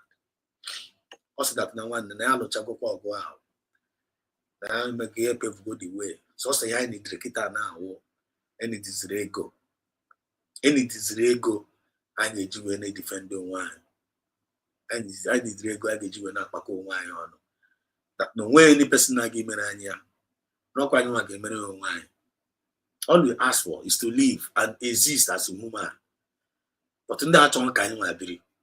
And that's why we need to put an eye can you live. So can you get me to help ourselves? Yeah, get me to help ourselves. Always you go was. Every time that you in aka, watch you in aka. I am going to know why I can one no way. Only to John, I took no where. Young one say I need it now. Get on to you. The gig is yes, you are super. all we need now is to finance our liberation army as much as possible. They are ready to go. It is us that need to propel this engine, in order to function very well. You can see Our defense is very, very strong. We just need the funds. This thing one more time. Pay attention. You man, who's saying this about all my dinner? I'm not all my dinner like a child. They cannot losing this about all my dinner in Punia. And there's no problem about it. How no Burmada bomb Burmada talk, they save in a day. You know, I'm with the word of revelation. You want to have the liberated. When you are making progress. The truth is zondo. You're talking about way zondo.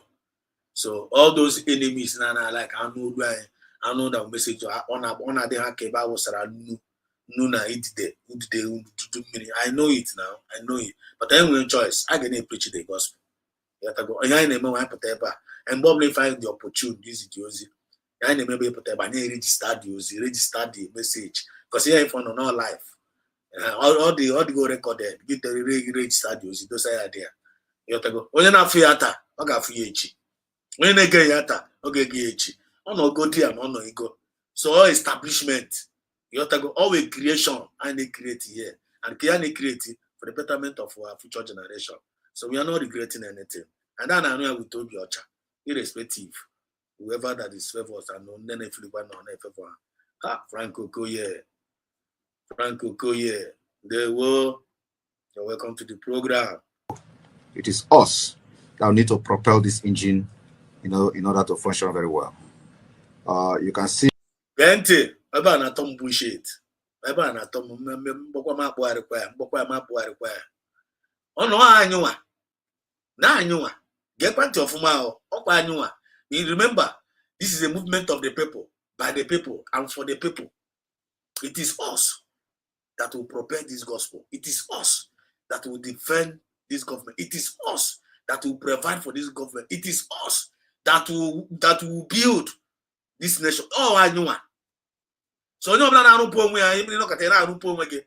Amami ha na arupo ari onwe. That all we Gente.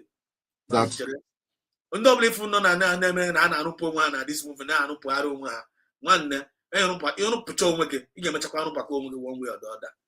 Ana go chinti na Yesu go. So the earlier the better.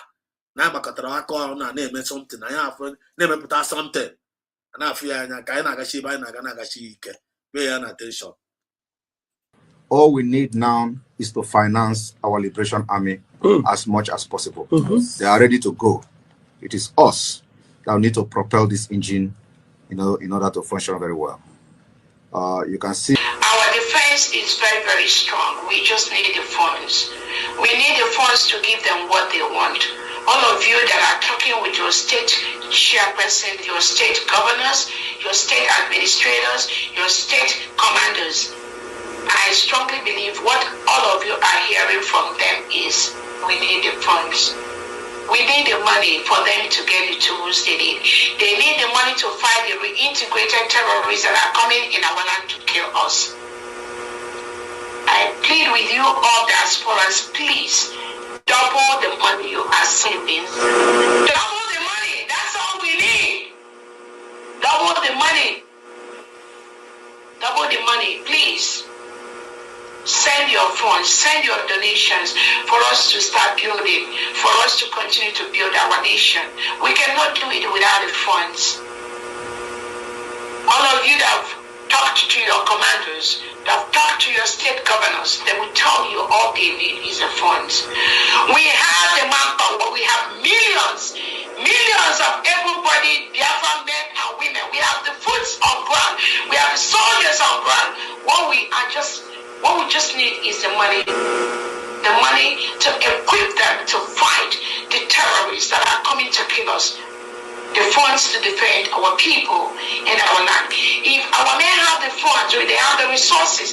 This incident happened in Obosi, where Soludo partnered with Tinubu and Christopher Musa to kill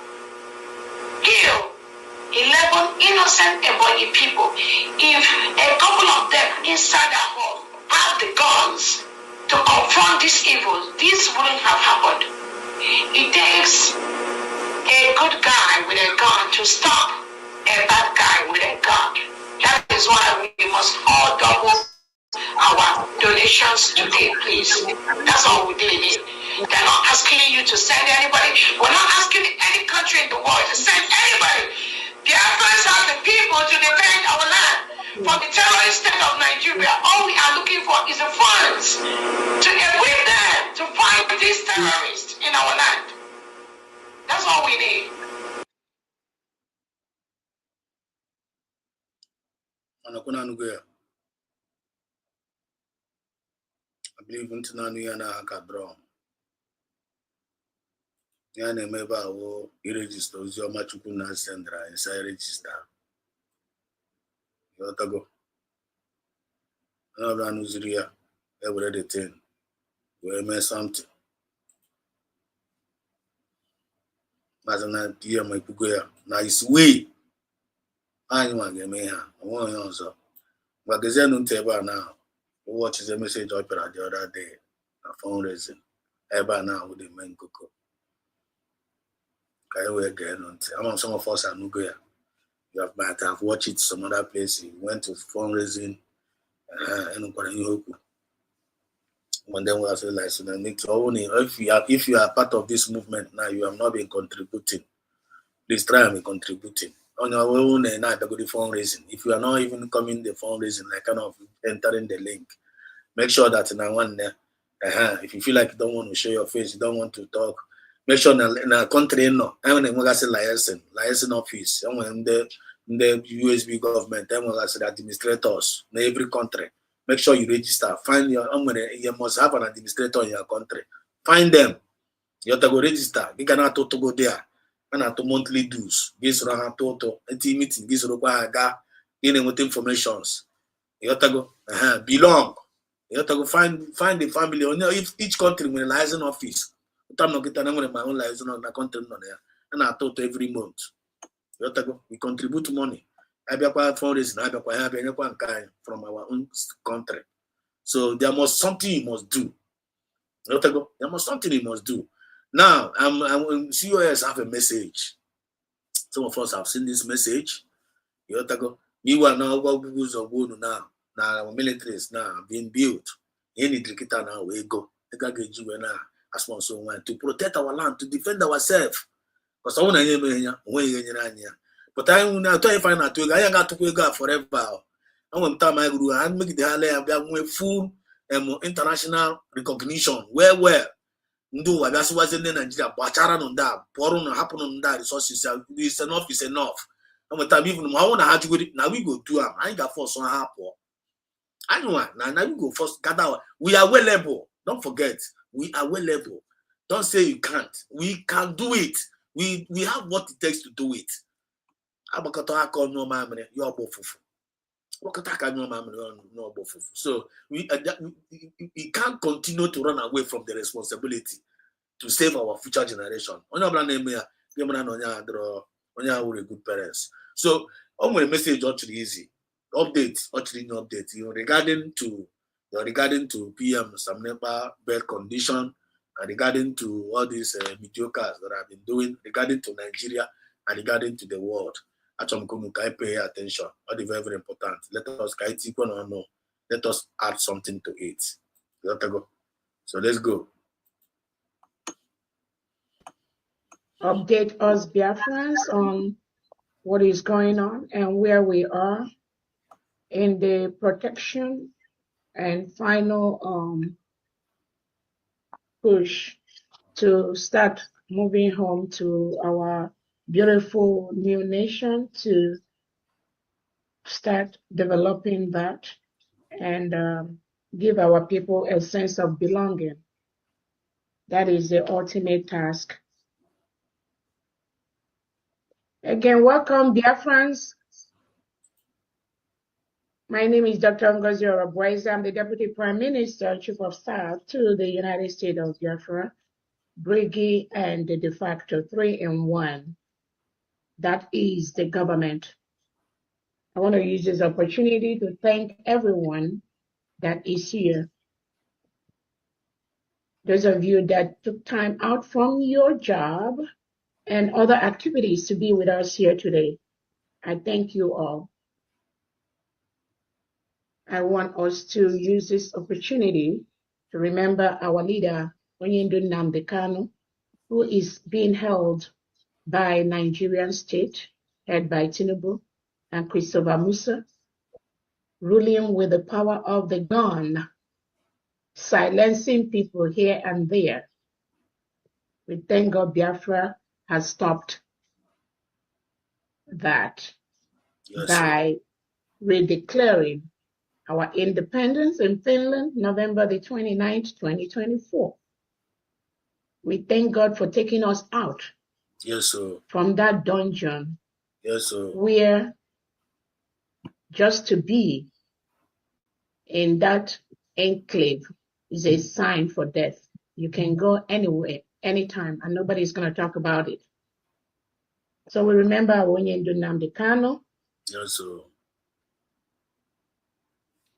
And we want Nigeria to leave him. Nnamdi Kanu is a Biafran citizen, and we need Nigeria to let him go. Exactly. They don't have choice. There is no reason to be holding a Biafran citizen anywhere. There's no reason in at the all. world. In the world. Just because they want Biafra, just because they're doing what all of us and millions watching us around the world, what they want, what they seek. Nobody will take away any Biafran and go free. Exactly. Supported. It's all of you, anybody in the world, everyone. And I know. You have your citizens, you have your people, either inside Nigeria or inside Biafra. So you cannot take away any Biafran anywhere and go free. Cannot. So Tinubu and Christopher Musa, you must let Nnamdi Kanu go. Bagam. The earlier, the better. Confirm. There's no need holding him. Because the reason why you are holding him is because of what we've done, because of the United States of Biafra we've declared. So we already got our sovereign nation. We are going to be protecting our people and our land. Confirm. So you have no reason to hold him. Whether you leave him, whether you don't leave him, Biafra is here. We must protect it. Confirm. We also want to use this opportunity to remember our Prime Minister, Simon Ekpa, Sister, mommy. whom the Finland government, Alexander Stubb, is holding. Very, very powerful woman. Due to the collaboration, economic collaboration Finland has with Nigeria. The case has ended, as many of you are aware. Child. They slated September for the judgment. The expectation is that any moment from now, our Prime Minister will be let to go home to his house. Yes, sir. And wait until Finland delivers their judgment in September. I strongly believe they are going through the bail process and bail procedures. I don't have any official comment yet on the requirements, even though we all have an idea of some of the things flying on. Please, in the comment section, please help me confirm. Voice on up of my. Are you guys hearing how well? I want to voice on up of my. Please let me know. I don't want to miss here a single word that is coming out of our mouth in this broadcast. I don't want us because this is very, very powerful. I want you to listen to her carefully.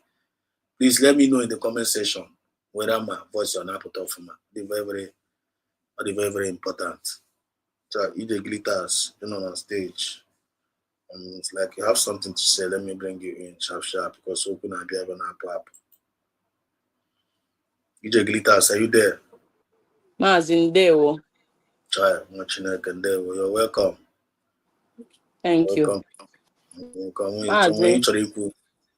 Ikwuchago ihe niile mana ihe nchọrọ itinye ọnụ just to validate and facilitate what you've already said. Okay? Because you started with teaching us charity begins at home. Yes, sir. And if you're not practicing all these good deeds at home, okay, very difficult. I mean, you cannot give what you don't have. You cannot. So, all these mosquitoes flying all over the social media. And then those the Fulani use, all our enemies have used to try to act like, not because they can't succeed, try to act like they can limit us from getting to our destination. Even not because they lack peace. They lack inner peace. Hang with a self-hate. I kind of applaud you because he be the way na kuzira all this umururi here like mere ni hu gwampete na azu. Imagonu which Nnamdi Kanu was also doing that, but he was just particular with he's in the political aspect of it within this zoo. So the first going the politician. politicians. But give a bit there from your own perspective. Give be there now about this equity, justice. You are very specific. So these are the things because you know, yeah, the very, very important, or the very, very necessary in our lives, in our homes, that people will have that moral decency. I mean, they all fall back to moral decency, right? I'll go and they preach this kind of message. You know, so they don't have it. They do not have it because people got sacrificed their life, their family, everything they've got in life. They were comfortable, living nice. Hasi now kahanyene one haka, kahazo puto obodo had their communities to also enjoy the same thing they're enjoying. Hasim by hekara we can sabotage in a rire, uru chameleon, more da saboya sing no wahaya was so okay, you know. I don't get it. So she doesn't have inner peace. Somebody like that, like Chiamaka Jerry, that old lady, she's getting to her, you know, she's getting old and she doesn't have anything to show for it other than sabotaging grandchild. So these people, my point is, they do not have self-peace. So all them, you know, how you are preaching this message of, you know, this message of self inner peace. If that will help to sensitize them or help them because they don't have it. So we don't expect them to give it when they don't have it. That is the basic problem. They do not have it. Wishy-washy. Nureba na-eme Biafra ha selitishi. Cheno ihe egwuregwu. Werezi anyị na-esi egwu. So it's a problem. So because I know, let's do more with this preaching of I'm not away some people leeway. Some people don't like it. Then when I got like you, you know, so you on a nyaka for self-awareness, give a question about your own lifestyle. You understand? Yeah, So big issue. Most of them so hang on an issue, hang on a eternal issue that is not cured yet, but all gradually. But that don't mean that not distract. We need to push them aside and keep moving. We can't be distracted with whatever flying. So here see can see on na doku. Ndewo mazi. Before I go on, so before then, what do you have to say about this topic? Like kind of, all we ask for is life and exist as a woman, or is it too much to ask? So I want you to chip in some things. What do you think of it? What is your own revelation regarding this particular, the way they are treating us, you know? You understand? Mazi, everything is interconnected, right? Yeah. So ilekwa anyị mana preach kwesị n'ọkwa ndị chief a ọkwa anyị nwakwa nyekwere aka we help ọkwa anyị nwa wee facilitate help how to facilitate ha itikwa anyị na this bondage anyị nọ n'ime ya ọkwa ndị be anyị ọkwa anyị nwanyere aka nyere ha aka ọkwa anyị nwa na-aga atụ ụmụnne anyị aka akpọrọ ha so ihe niile dị interconnected but come on it's common sense. But I'm not lamenting. I'm not here to lament for anybody to free me. You can't free me. I have to free myself. Like that guy, like that guy depicted, like that guy, that book of revolution, he read it already. But on the way to the right time to strike. So am I screaming for you to save me? You're not gonna save me. I have to save myself, and I know what to do, and I'm waiting to at the right time. So moving on here, be plead more maybe it's soon because happen because more I'm go that within me. I could go my within me that freedom is not given. You have to take it. And when my dear that, so I'm not gonna be here to come and tell you because no matter I'm also in Yamaka. And politically, we are doing the right thing. We've done to getting the right documents, submitted it to places that we need to. But right now, it's left for us now to come together. Bring our money, help the USB, United States of Biafra, put our money together so that we can actually go and take what is ours. That's what we need. And when you need we don't need to beg for nothing. I want to call it now. That's what I When you at the That's 10. it. That's it. You're there. Thank you so much, one. You're there. Friends, let's continue to listen to this. You have to see the input of our sister. Thoughts that is the way I'm understanding it. I believe so. You know, I'm going to the comment section. You're understanding it the same way you may understand. But if you have something else contrary, the way we are seeing it, the link is there. Come and tell us your mind. Bring your superior argument. So say I need to your things in Agaga. So get on to COS in a social media, but I'm still waiting for those official. And don't forget, you ain't about to come and register the message. That is there. I'm happy there. You have to go. You have to go. So no other privilege. No one have a open your ears and listen to the message. You would have about and come on and acquire me about I know I never put out the good nating at the table. If you have sweet this Biafra movement, you're gonna look. You got doesn't have an abacasio now. You got actually I pray. Actually, we put stress. Actually, we put stress in our people. On this unnecessary stress, anti the wine at this Biafra movement, people with stress. Could you now? You got this stressful. You can't be stressful and be doing Biafra. You go. With stress, maybe Biafra. Now one Biafra is your Bogo. You need to, you can't do all to all grace of God. All you need is just put your moral decency on the table. Bagam. You know, things are not going where. Self-discipline. Freedom in finance, freedom. All self-discipline now, freedom in finance. All. I'm not for I already think now, join the blame. We're putting blame. Even though no church on high end, I am gonna go already now.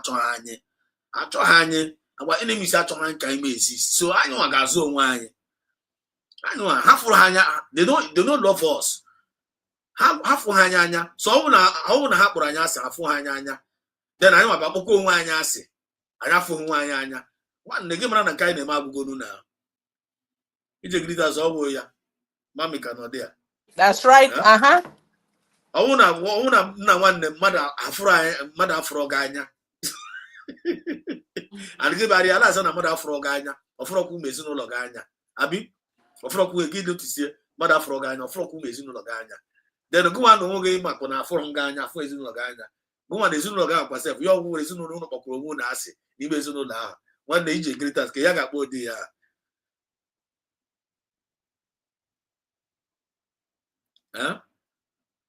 As I said, Mazi, can you say that again? I said, all no turn on now, practically now. Let's be practical here. You have to go. Right. Like, for example, now, Ndocha for Hayanya, and then our enemies are for Hayanya, Kapoya and the Western Afro, no Lubai, Aboyan and then Nigerian government, Fulani Afro Hayanya, Haporayase, hungry that now, hatred hungry for Ross, Hagi hatred down by Lily. Just like go one, okay, free on name, but up to now, put up a pop and plan, get Tia Buno Kolu. Now one the name all of them with their hatred and more. All these are our enemies. Now, all I want somebody by realizing in Afro Ganya, Baba put his on that family way. All no ten on a go with the glitters. You want if you know Mother Afro Ganya, Mother Afro Queen, so no Loganya. You have to be noticed here. Then you confirm that this people don't love this person, don't love you, and the person also love your family. Then go on within that, you might go already. Go on what the family are processing. Family are no Okromuna, the family are. Kihaga bo the family are. Our Kwanda Brono, yeah, what self-hate. Self-hate. Yeah, quite in that Brono. You see, this is the practical example of it. Like we the Biafra Simon Akoranyase. The war, the Caposian or what Akoranyase, just no place we upon these relations bound.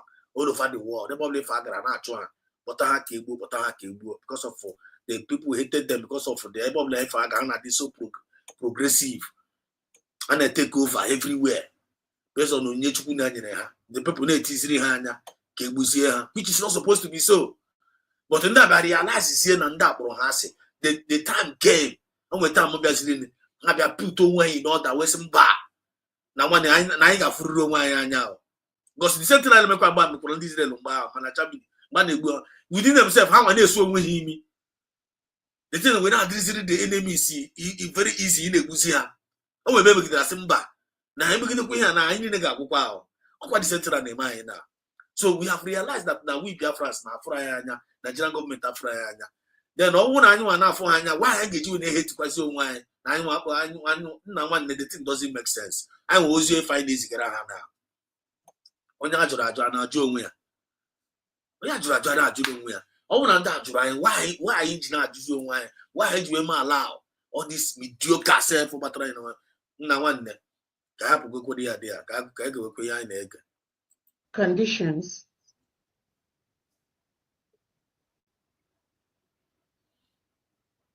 And we know that Finland will do the right thing because what our Prime Minister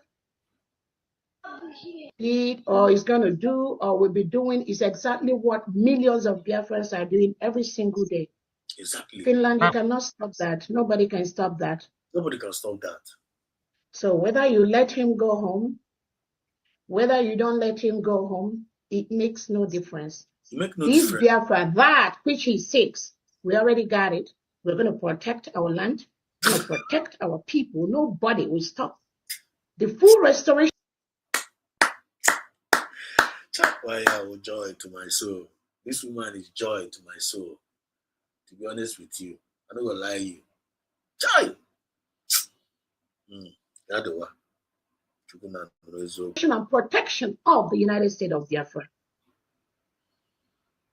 So the expectation is that Finland let our Prime Minister go home this week. Telling you. But if they believe they have an ulterior motive, which the whole world always is predicting, we will see how that goes. No. EJ, are you there? Mazi. When we keep watching people, I wanted to say something.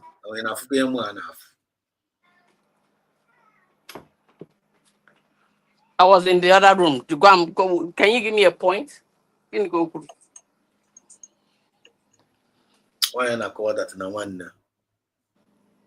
And they feel like they have any other choice than to release a PM Samanepa. Because when it's not there, man. You have to go. When it's not there, man. And the whole partner, I feel that now trying release based on how can and they follow where in Nigeria. You're not going to give one. You have to go. Now, my Biafra, I go now. Now, the reason why you there, the reason why you there because of Nachonka Biafra. Now, that reason I there. Now I'm going to achieve. Now I knew I'm going to achieve already. They declare go Biafra. Then what the Biafra already. Now I defend the Biafra, defend all the people. Now when it's not black person here, so much going in again to self. My man ain't got on the other room. What's too bad? But so that is the spirit. That is the spirit, Mazi. And we're seeing here also that is the spirit. So whether they like it or not, like it doesn't make sense. So she actually trying to also, if they don't see it. Even if they don't, oh na hana ahuzo, they hana anonte. On how they declared it's been redeclared. How much that's all their effort they're going to have spent. It was all in vain because this Biafra was eventually redeclared. So now all their efforts were all in vain. So I believe that by now they are ashamed. Message para bakona gwa message because not the word which they are which they make achieve already. That's it. So when so out of pride or out of shame, they're still holding on to them. Like how man I declare go this never declare go and this is why they've been trying so hard, spending a whole country's money to stop, but eventually we redeclared it. So according to her, Eddie declare we declare. You cannot undo it. Have chocolate fall back. All these languages through social media, all these Indios see me, all these criminals. Forget about them. Oh. This thing has been redeclared. It cannot be undone. It's been done. It is finished. It is finished. So when she got a point. She's giving them the facts. Onyanya had the facts and figures. Right. So they have to get it straight. You know? It is what it is, Mazi. Thank you, better by idea. You are there. About the better for you from there. That is it. They don't have any other choice than to let them go.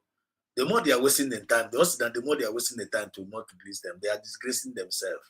But Oroma, the reason why HVG, they never go achieve already. And there is nothing like going back. Maziko choose one more honorable. There will see you, Chuku Gosiegi, my brother. Same way any other choice. Could choose how we go.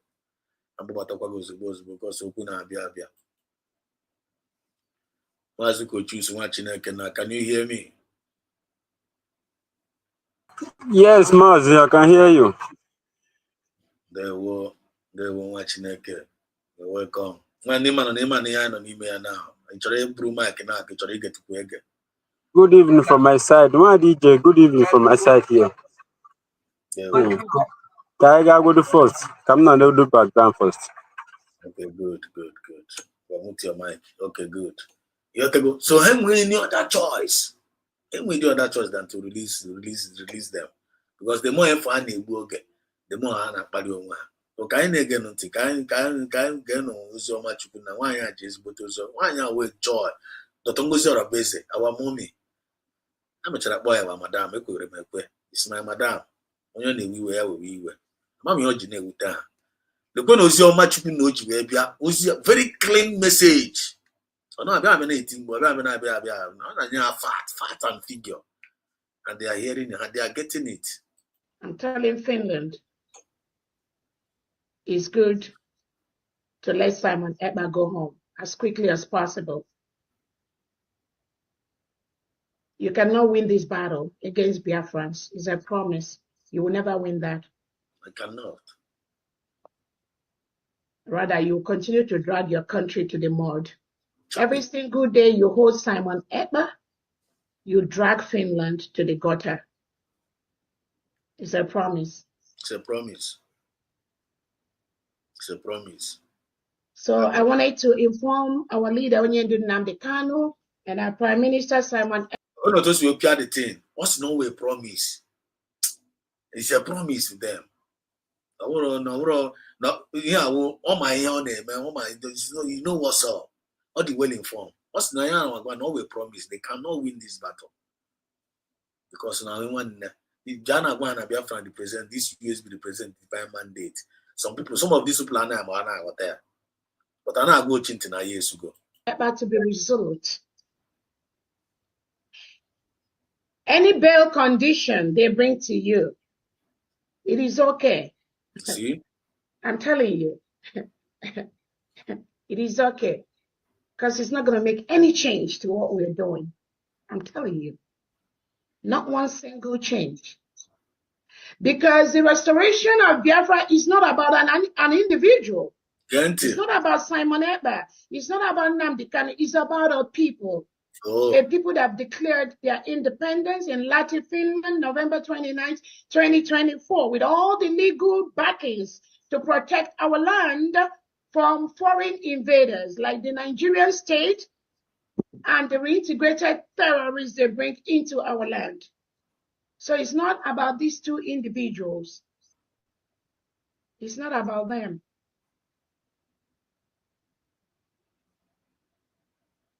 The killings by the Nigerian state goes unabated. It continues as we speak.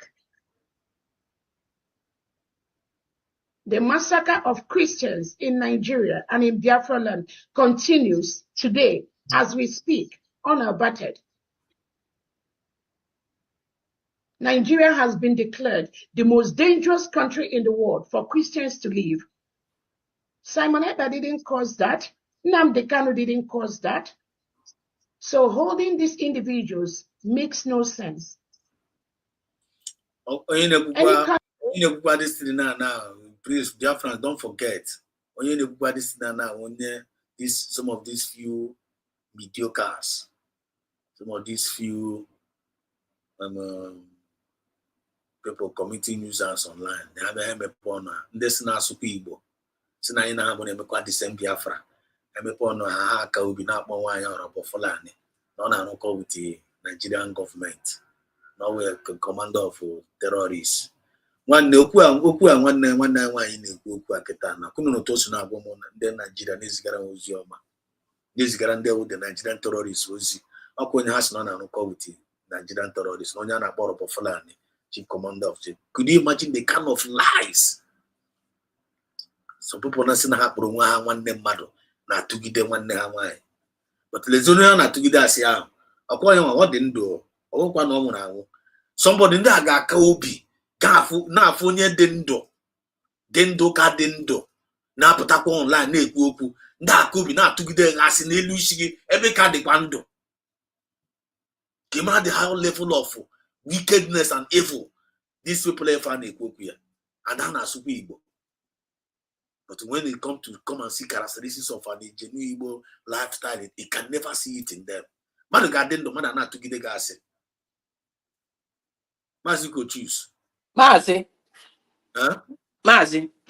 Nwanne.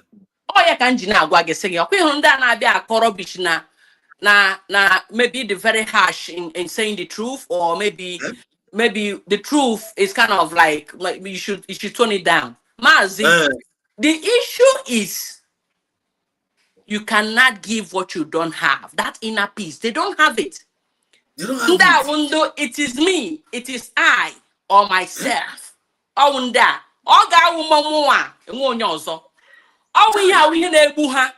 equoro envy and you for jealous on your brother. My heart be ready wepuga here and ime ha.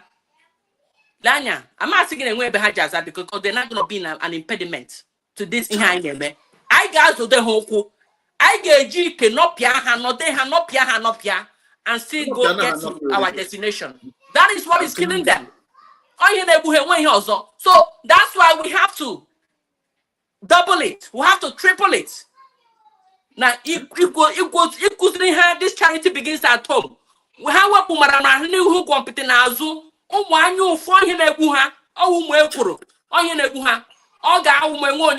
that is the major, the root of problem here.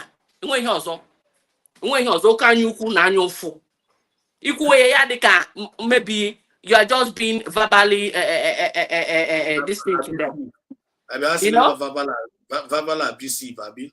Right. They will have to get it because we're not going to back down. So nobody will come here to change the narrative. We're supposed to be preaching, talking about the zoo government. Here they preach zoo government. Can the zoo government they use when I facilitate all this evil, all this mayhem on our people? Our own blood, our own flesh and blood. So you have to handle eulogy. You ought to be selfless.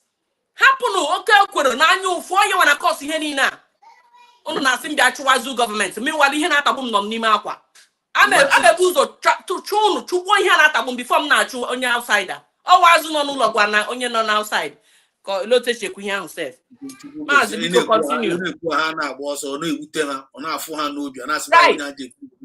Like you will let the Tiseku the Oziobu, like you will let not the too heavy on them. Why are you too heavy? Right. Why not then do everybody just listen to the voice of this Dr. Ngozorabeze. Look at what he's telling the Nigerian government. But in that how be not to get the gas in every kind of quando. Imam watching my actually back na 4 days also than Kekachi we will. Now can the quando. You just as a mammy, my over joke that one. Also, now these individuals will come, they will lie against you while you are still alive. Also, sometimes I used to wonder, what kind of human beings are these? What kind of human beings are these? I'm not to the guys in Elushigi, every kind of quando. No one can go good in one thing. I go to our assistant. Country in the world that associates with Nigeria and Nigerian politicians will go down because Nigeria is a land of the terrorists. The leaders, they reintegrate and rehabilitate known terrorists. Biafra, are you listening to the woman they are calling chief commander of the chief terrorists? Okay, for your message here. This message now, let's call a spade a spade. Biafrans are the judge. This woman, is he sounding like a terrorist woman? Is he the commander? Look, he's not a freedom fighter. What is he preaching? He's preaching freedom for his own people. As a mother, as a good mother of Biafra, preaching freedom, fighting for the well-being of his own people, of our own people. That's what she's doing. But these devils that call themselves now Igbo, some of them now Igbo, Aputahaka Obi, now one why, not with terrorists. One day why, none are not with the Nigerian politicians, none are not with the Fulani, none is in their by. When they preach about go sitting on the could you imagine the kind of level of wickedness that is so in this? So here among us. I am in Bible. Chineke na nokata mba yo mepe ala. Chineke na mepe ala mba you a lot of them. It's going to happen. It's happening again. No. It's happening. I am a kind of here. You people can bear me witness. I need register. Me no here take a new no matter how they run away from this message. Man, I am going to blog another. I will message our message and a battle also. And I battle message also. One, your money no yata. They got me so no matter how they pretend about this message, after that saying so say na agba agawa be ha agba na aga ebe na akọ trash. Nwanya na akọ trash ha ga gbaju di na ga get the trash. Agecha hapụta na na achọ onye na ga juga ajụjụ. Ote fa na egwu ya geta na agbakasị na ahụ. But I will register this message. I gonna register. When you research and we peace and not peace. Mama na anu go mo ras mo. When you na kosi nko na akọ. Ka uziplicate. As long as we begin the ocha in the studios ya. I ya when I hold the registration. Let's continue listening. To your country. So As go choose let me know. Just signal me, then I'll let you talk. So we Biafrans are encouraging and thanking Unyielding Kanu and our Prime Minister Simon Ekpa. And we're letting you know that which you seek, we already got. We're going to protect it to the fullest. To the fullest. The delegitimized governors, they will leave Nigeria. Yes, sir. Some of them are already dancing in Europe. We also saw the one Soludo. He's already trying to find a way to relocate. We will make them leave our land. They cannot continue those killings of unarmed, innocent Biafrans and get away with it. We will never allow them to continue to do that in the United States of Biafra. So those of you countries that are colluding with the Nigerian state to repress our people, we're asking you to stop and let them go. They've not committed any crime. Nnamdi Kanu and Simon Ekpa were just there to protect their people that are being murdered by the Nigerian state. Yes, you, sir. Finland, you will do exactly the same thing. You fought your independence from Russia, and you got it.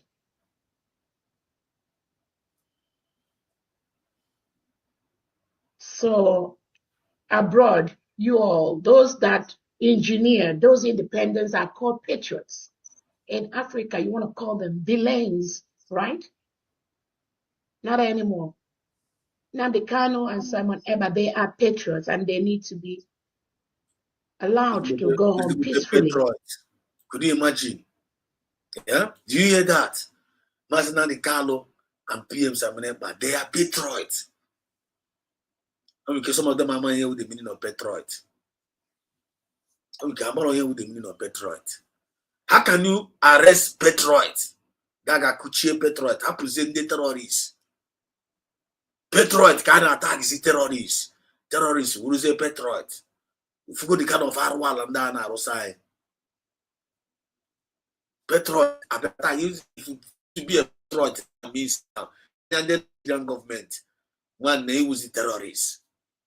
I look at English, but I was a different meaning than keep as well. Somebody who a patriot and attack the terrorists. Then there was the terrorists attack the patriot. They were terrorists and not bad is that patriot. Now, guy anywhere. Roma no matter no bad vampires. I would say patriot. Then when there was a patriot, I was in a terrorist. One and I call over.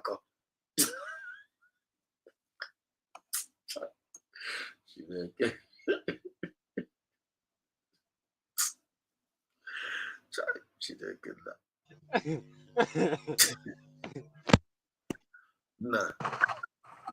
And I call it the hour I call. In a move for a man, in that reason, charity, manager, now, your reality call.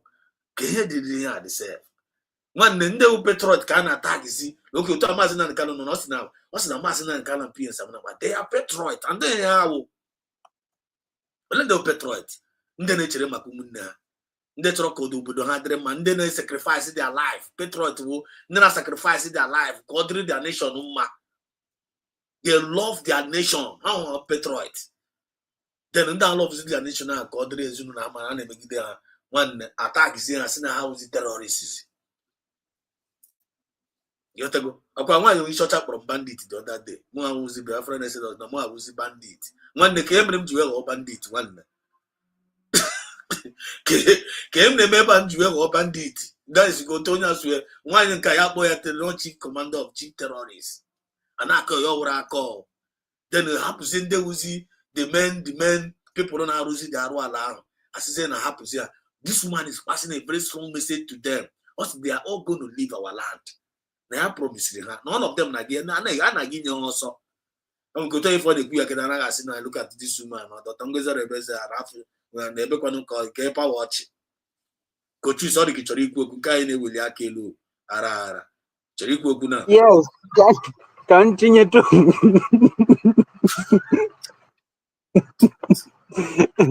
You are do no. I don't call black or the thing. Well, on and keep passing whether I like him or like a declare go United States of Biafra. And first of all, coming you from Ozi 191, Dr. Ngozo Rabezi Engineer Finland. First of all, our PM known at their custody today. Acquire the same Prime Minister. Acquire the Minister of Peace. Now that their country. Until that issue any mad, unu huru manumbu terrorist. They will Minister of Peace, or the possible. Or the possible. I don't know in form of just like this Shekau. Just like Shekau na Nikokwe. Only Shindu Boko Haram na Nigeria here.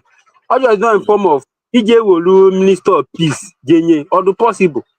Or the possible. Because unu malu no na alura na this person do the ano.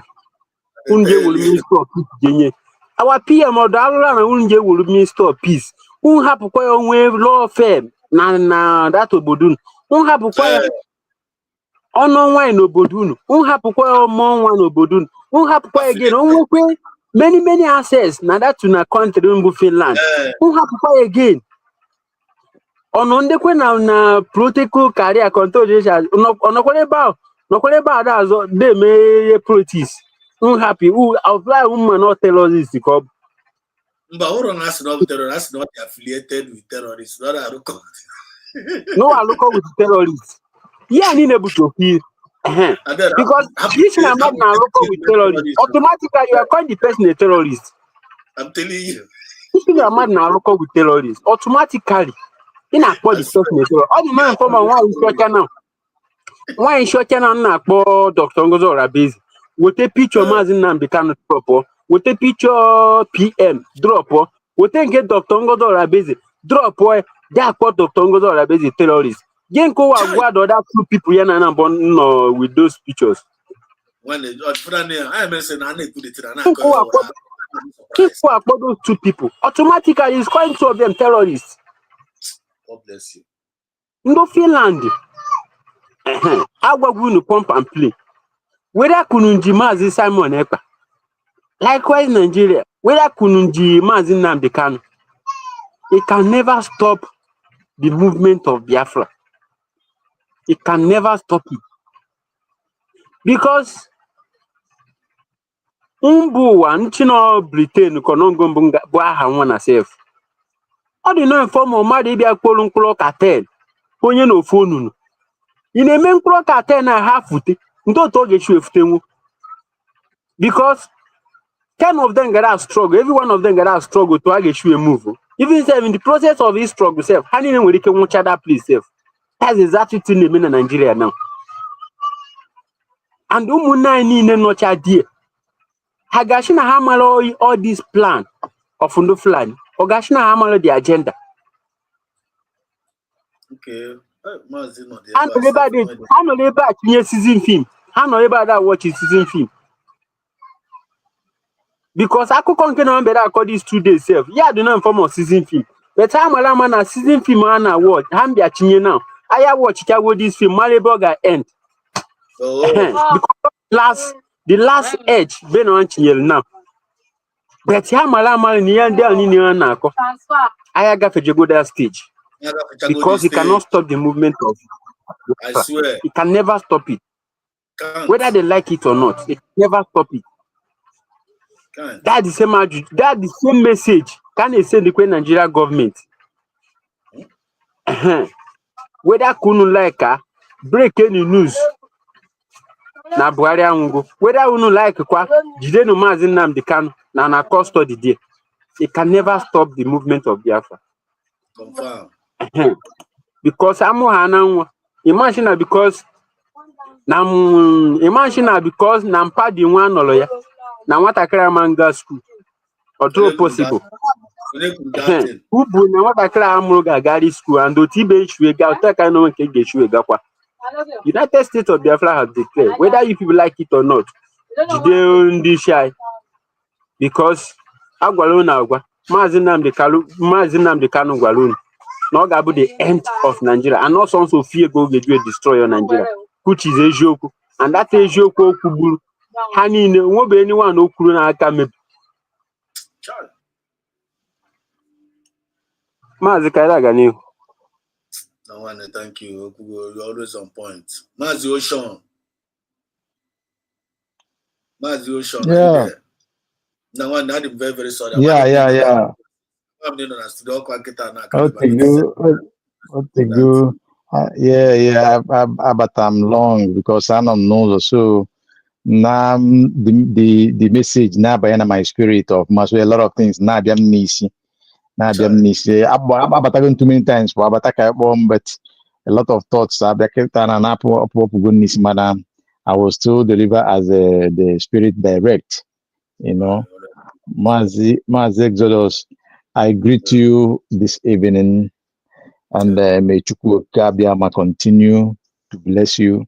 May Chukwu Kama continue to give you this wisdom and spirit to talk from the inner man. What I mean by inner man is, when the spirit is when a message is from spirit, that is from above, you will know.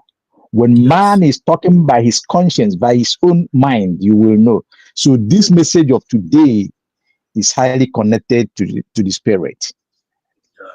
Thank you very much. Let me just start from this place that I remember now, because I had a lot, but it have gone off my head, but it's okay. I will still do my best. You see, if you have peace, I greet you, Biafrans, according by your time zone.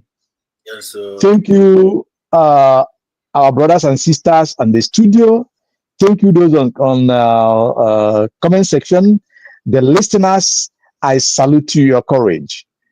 One day the greeters, they won our military woman. I greet you, Kuchus Onyenkai. You always everywhere defending the truth, exposing the lies, debunking lies and propagandas. Kuchus, may God continue to protect you and protect your family. If I do not niru, now,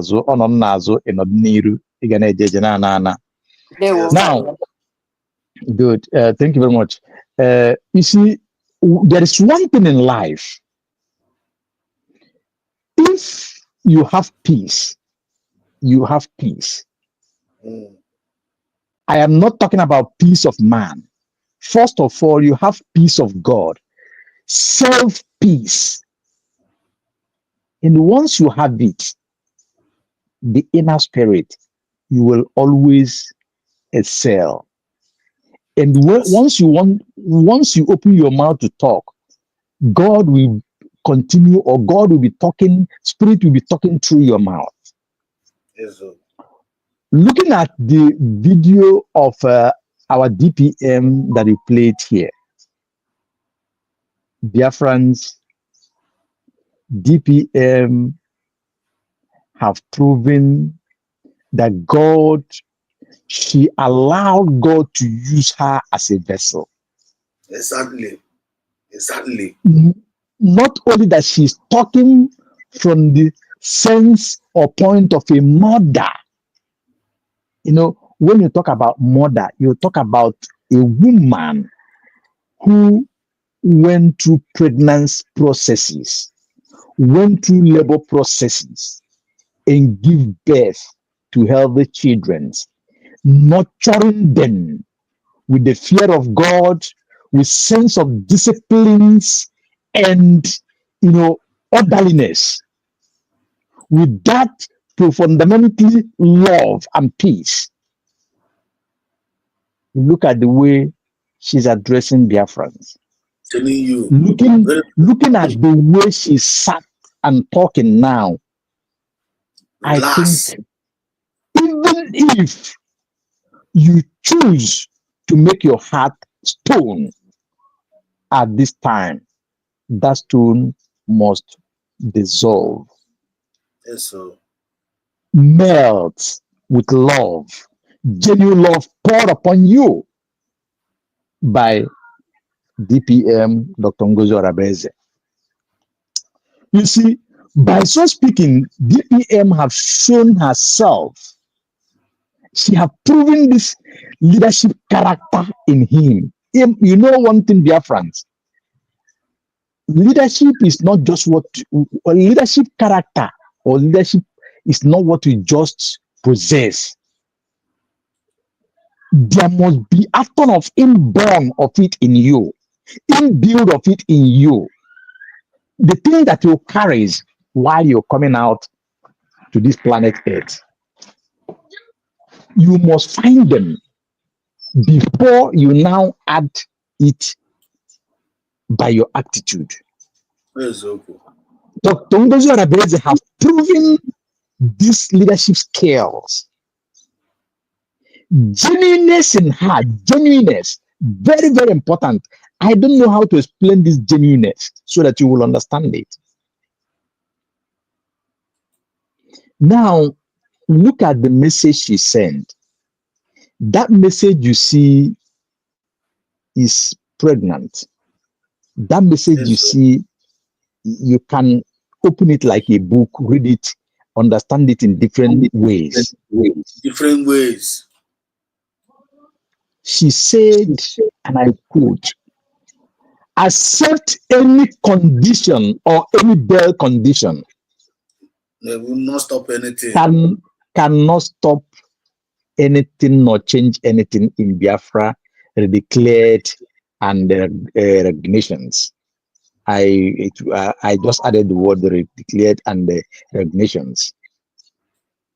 That message is pregnant, Very, very heavily powerful. pregnant. It means, I will just touch it from the surface. It means that there are a lot of things. First, he said that Finland, I think they have finished their process. There's a way she put it, that we are waiting for them to meet up with the bail condition, right? Yes. So we are waiting for our prime minister to meet the bail conditions. That bail conditions means a lot.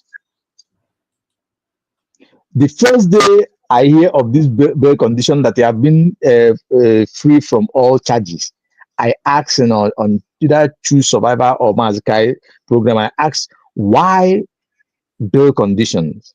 If she have meet all, if all the accusations have been quashed, or if they found nothing from what they're accusing her for. So we just discussed it that day because that was the day the case ended. So nobody was able to give that answer because it was strange to me. But it is okay. The message here that DPM give is pregnant and is very coded. I'm telling you, child, now I I know hope every Biafrans will understand. You're too much. No matter those who have the way to our PM should send this message to him. He should accept any condition that they give to him. Any condition at all. Let him accept it. It doesn't change nothing. It doesn't stop nothing.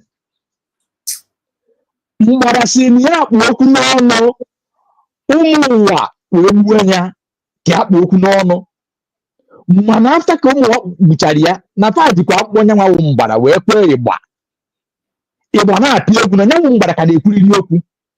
If you know, you know. If you understand, you understand. Onye Igbo ọbụla, please, if you don't understand this proverb or idiom, please let any person that of Igbo tribe explain it for you.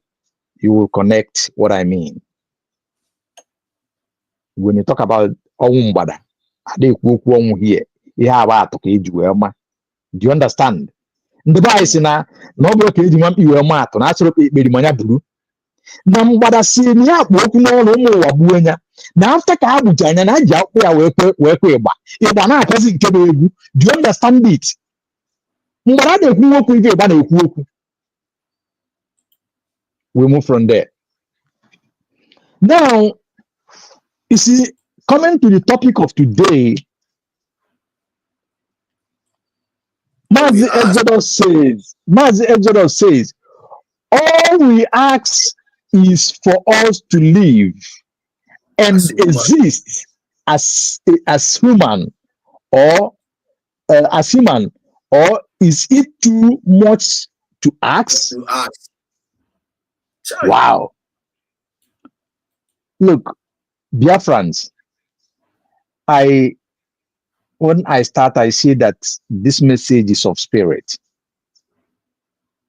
You may not know, you may not understand, you may ask why I say this, but after you listen to this message finish, when you reflect at your time of peace, you will understand what I mean.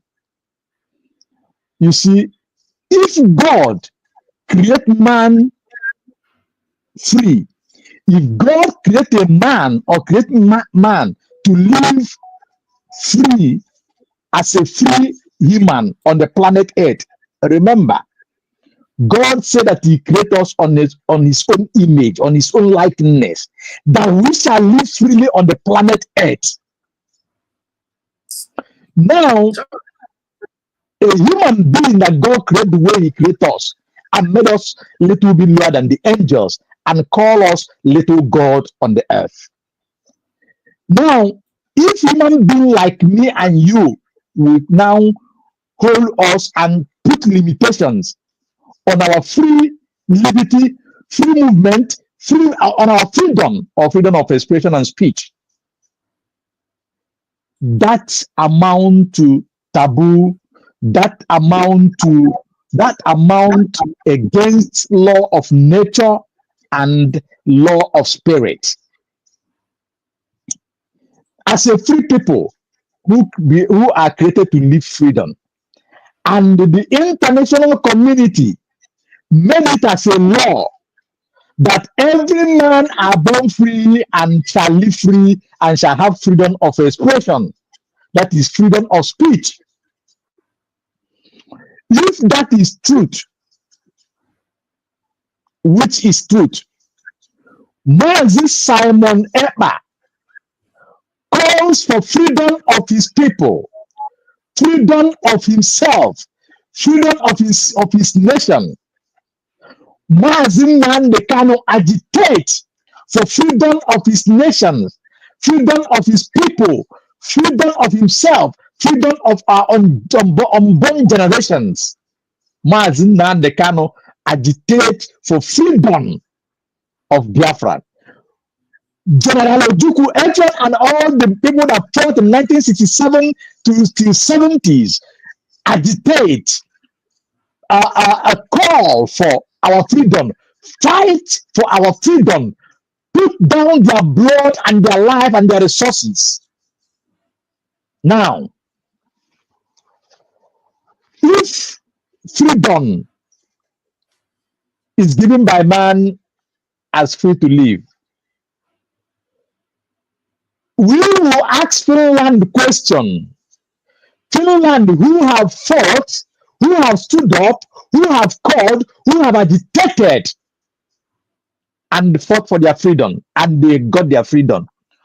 What is the crime of Simon Ekpa, a black Finnish citizen, who in their nation, in the country of Finland, calling, broadcasting, speaking, writing to the international world, communicating with ICC, communicating with United Nations, and every other bodies and organizations that are of freedom movement or that are concerns, to help him to liberate his people, Biafrans, from the bondage of Nigeria country, from the occupations of the Nigerian country, every day onto Biafra.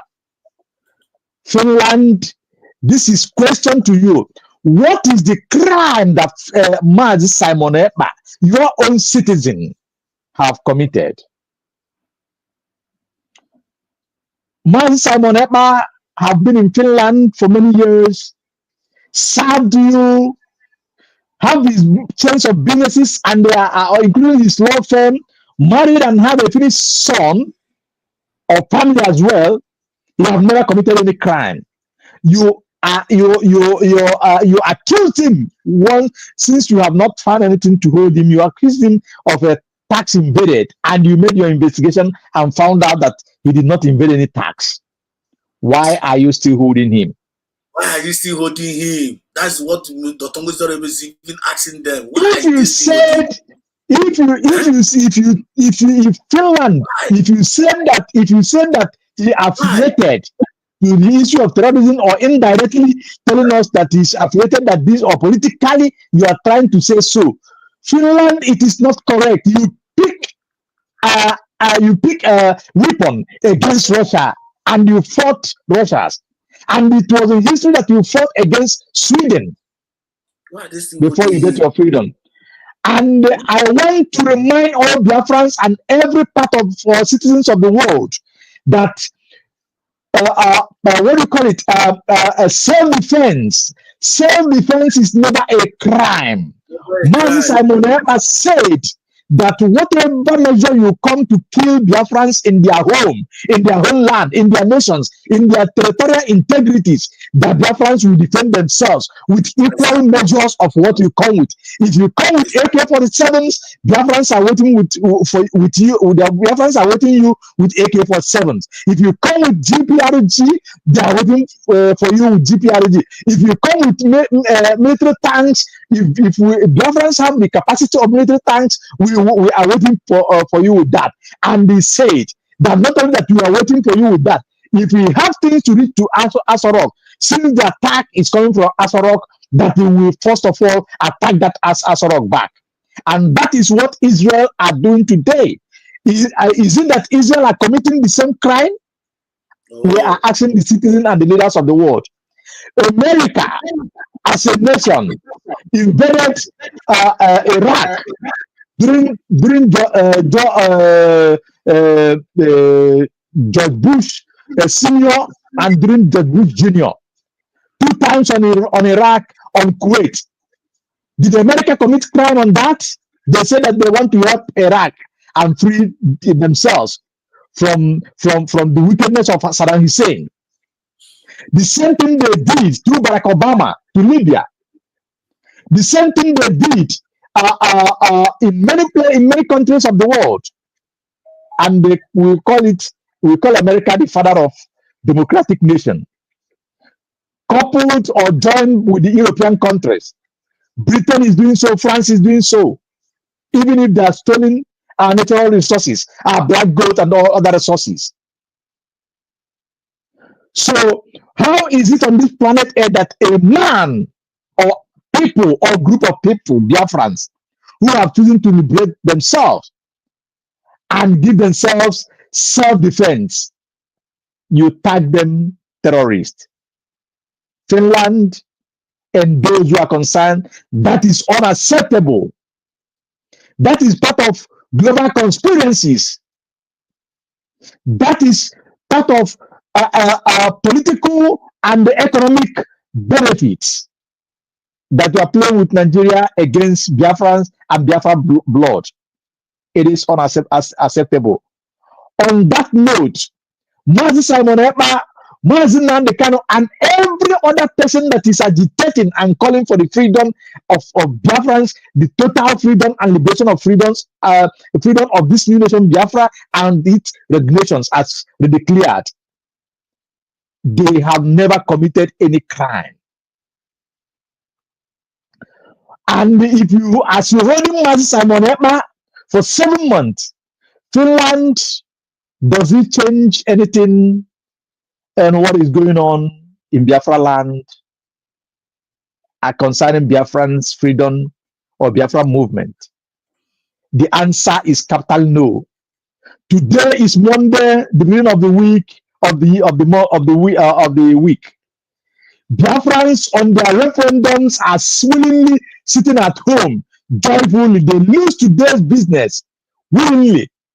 Sit down to show you that Biafra people, citizens of Biafra all over the world have come to the term that they really need our nation's Biafra, and we're sitting down today on protest and on referendum to prove to the world that we want to govern ourselves as being declared in Finland, and as we are nation before the occupation as Biafrans. Now, Finland, as you hold Mazi Simon Ekpa, the country Nigeria have done many damages. Thousands of Biafrans have been massacred in their homes, in their business places. They have been attacked in their bushes, in their farmland since this 7 months, since December 2024 till date. Fulani herdsmen, the invaders, and the terrorists in uniform in Nigeria have been attacking and killing Biafrans at will. Finland, which help have you given to resolve this issue? If the world have treated you the same way you are treating your citizens, your citizen, your black citizen, I don't know, or if I will call it your first black citizen, a senior black citizen, notable in your country, Finland, Mazi Simon Ekpa Njoku, if other nations treated you like that, will you by now be or have Finland as a country? See, God bless you, child. Finland, this is injustice. This is man in humanity to man. You claim to be a democratic nation. You claim to be one of the liberal country in the world. Have one of the most justice system that is for justice.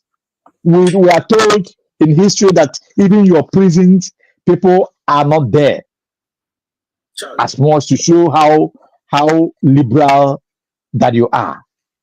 But today, look at how you are rubbishing the image that we have, especially with the Biafrans, because Mazi Simon Ekpa lectured us on how Finnish citizens, during the 1967 war to 70, which is 3 years, the war that lasted 3 years in between Biafra and Nigeria, how Finnish citizens donate their meals, 1/4 of their meals, to Biafran children, the love that they showered for us. And the Mazi Simon Ekpa hold Finnish citizens, Finnish country, and Finnish government on high esteem, that he sang the national team, the national item of Finland on our programs. What a way to respect a nation, Finland. Finland, Mazi Simon Ekpa said that is bringing Finland country, Finland nation, Finland system into Biafra, that is bringing Finland to Africa in Biafra land. What does it tell you, Finland? It means that that economic benefit that you will have it number one I'm telling you. Biafra land. You will even have it literally for almost free because you allow our declaration in your state, in your country. And the Mazi Obatobia said it, Mazi Nandekanu said it, that we can even give it to you free. Yeah. What are they looking for? Why are you going through the back door? Why are you going to holding Nigerian terrorist state? Holding a man that meant very well to you, that will bring you, connect you to the gateway of Biafra. And the gateway of Biafra is the gateway of Africa. And gateway of Africa is the gateway of the world. Whatever you want to survive Finland, whatever mineral you think about on this planet Earth, make your research, you found them in Biafra land. Exactly in Biafra land, at the back of my backyard, at the back of every Biafran backyard. What are you looking for, Finland?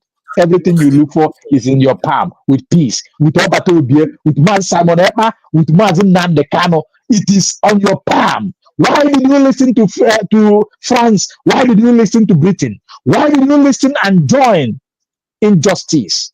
After all, the good name that you have, make for yourself in the world.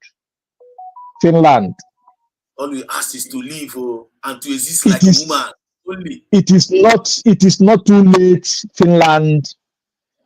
Your citizen, your first black citizen, maybe the first black man as a Finnish soldier, first black man who have a notable law firm in Finland, first black man who have a very standing business and who have voice. The first black man, a politician in Finland. First black man who his party wins the president of Finland. What a world. A first black man who stand with Donald Trump and made his stand known, made the stand of Biafrans known, standing with Donald Trump before the election. Long, I think about a year or more than a year before the election of Donald Trump. Finland, Alexander Stored, put all these things in calculations. Alexander Stored, connect every dot and every gate and every contact and communications that you have had with the man Simon Ekpa. Connect them as a dot and know that everything you want from Africa is in your palm with man Simon Ekpa as a free person, with man Simon Ekpa and man Simon Nandekano as the leaders of Biafra. Alexander Stored everything you think about, that resources, that black gold and every other resources, mineral resources you want is right in your palm and at the door of Finland, with peace, with ease, with genuineness. What else? Allow man Simon Ekpa to go as a free man. Do not play politics with that. You will be loved by Biafrans all over the world and unborn Biafrans to come. And your name, the name of Finnish government, this your party, and the name of that nation, Finland, will be written in gold and diamond and silver in Biafra document. Do that. It is of your great benefit, and it is of great benefit to humans and humanity. So also unto Biafrans and Africa at large. Today is not late. Obatobie, my Simon Ekpa is a free man. You must have to allow him to go free and support him with everything in you, because you know who he is. To get this Biafra as a nation and help him for recognition. Then see what will come. Thank you, Mazi Exodus. I really have a lot that I wanted to say, but most of them have skipped my memory. maybe it's gonna come back as you proceed. I really thank you, and please let me use this opportunity to rekindle the mind of Biafrans. Yes, sir. Dr. Ngozi Arabeze said a prayer last Saturday. Child. Remember that anything that is on the foundation of God shall always stand. Oh, why that Mommy Ngozi. Child. There is nothing that you can do that will stop God movement of the people. And Biafrans, I want to add this song to that her sing and that her prayer. And I would like you to connect it, the dot. And the song says, Ogadi kole bube Ezichuku Bianyanye ya inayo Ogadi kole Izichukwu Bianyanye ya inayo Ogadi kole bube Anyị ekwerewo n'oge Chukwu ka mma. Oge Chukwu lue, mgbidi niile adasịsị ya. Because it's the time I'm singing this song. Oge Chukwu lue, akwa mgbochi ekpughesi ọ ga-adị ka ọla ebube. This is the time for Biafra. Those are akwa mgbochi ekpughesi. Biafrans, I will yield my mic for now. Remember, your resources is needed so much for this journey. Yes. It is not all about talk. Remember what is going on in the Middle East today. In the Middle East today, since the declaration of the state of Israel, Israel have not had peace. Israel always fight, go to war to their enemies. They don't wait for the enemies to attack them. Wherever they sense, they have the intel that the enemies are gathering, they struck immediately. If Israel did not struck, I think in 1940, after the Second World War or so, if they did not they did not strike their enemies when the Arab nation gathered against them, all the Arab nations gathered against them, and Israel used one stone, just like as David did. They use one stone, strike all their instruments. It is in the history, and that becomes history. Today, Israel is still fighting. They are not waiting for the enemies to come. Just like what the Bible said, that our children shall wait the enemies at the gate, meaning that the enemies shall not come inside our house. Yes. Because God gave us those children. If the enemy comes, we wait them at the gate and deal with them decisively at the gate, because God has given us that power and ability to do so. Confirm. Now, I am recalling your mind and refreshing your mind that every fight that we are doing today need the resource. Yes. At this point that we are, it need resource, and that resource is finance, money, and the brain that is there. The cabinet, the secretary of the military, and the group of the security in Biafra land, they have the wisdom, they have the knowledge, they have the intellectual capacity to move mountain. What remains is the finance and finances. I'm telling you, that is what is holding this movement. So, passionate appeal for all of us that have been sending our videos might let us continue. Those who can redouble, let them redouble it, because it's not a wasted effort. We cannot go back at this point. You know what it is. If you go back, trust me, that's the end of the road. And we will never, Israel have never given up. We will never give up. And we are not looking for Israel or for whoever. You must have to fight for yourself before help will come from anywhere. So let us bring our resources, our finance. Mazin Kano pleaded to Biafrans all over the world. Those in America, I said, bring in $1, just $1, $1. If every Biafran can bring $1, think about where we will be. Just take your $1. Take it as an obedience you must obey. Take it as an call that you must answer. Take it as an tax that you must do to free your person, to free yourself, to free your children and unborn children, and go to your new nation and save yourself and the generations to come. And donate your $1 and donate your $1,000 and donate your $1,000,000. Donate it and let's go. The government of USB have the capacity to do that, and they are proving it. Dr. Ngozi Oladebe tweeted earlier today or yesterday, late yesterday. She tweeted that Biafrans are now recruiting for Biafra police. It's on her Twitter handle. So you can imagine that. All of these things are another added measure in our security. This is an added measure to the security at homeland, and you need the resources. You need money. You need money. You need a gemma, and a gemma again.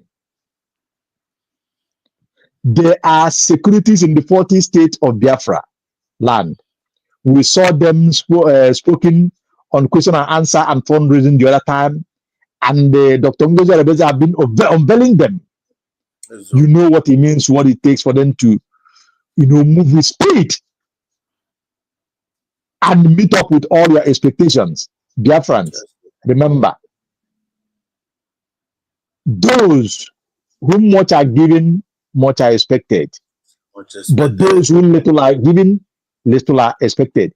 That is why I said Dr. Ngozi Oladebe have done much with our cabinet, and those who are backing her so much, spiritually and physical, I doff my cap for you, and I salute your courages.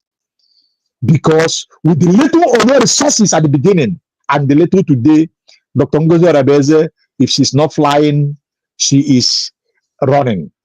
If she's not running, she is walking. If she's not walking, she is crawling. Please give her the accolade because she deserves it. Thank you, dear friends. I yield my mic. Do the needful as I will join you. We all do it and let us fly. Thank you. God bless you all.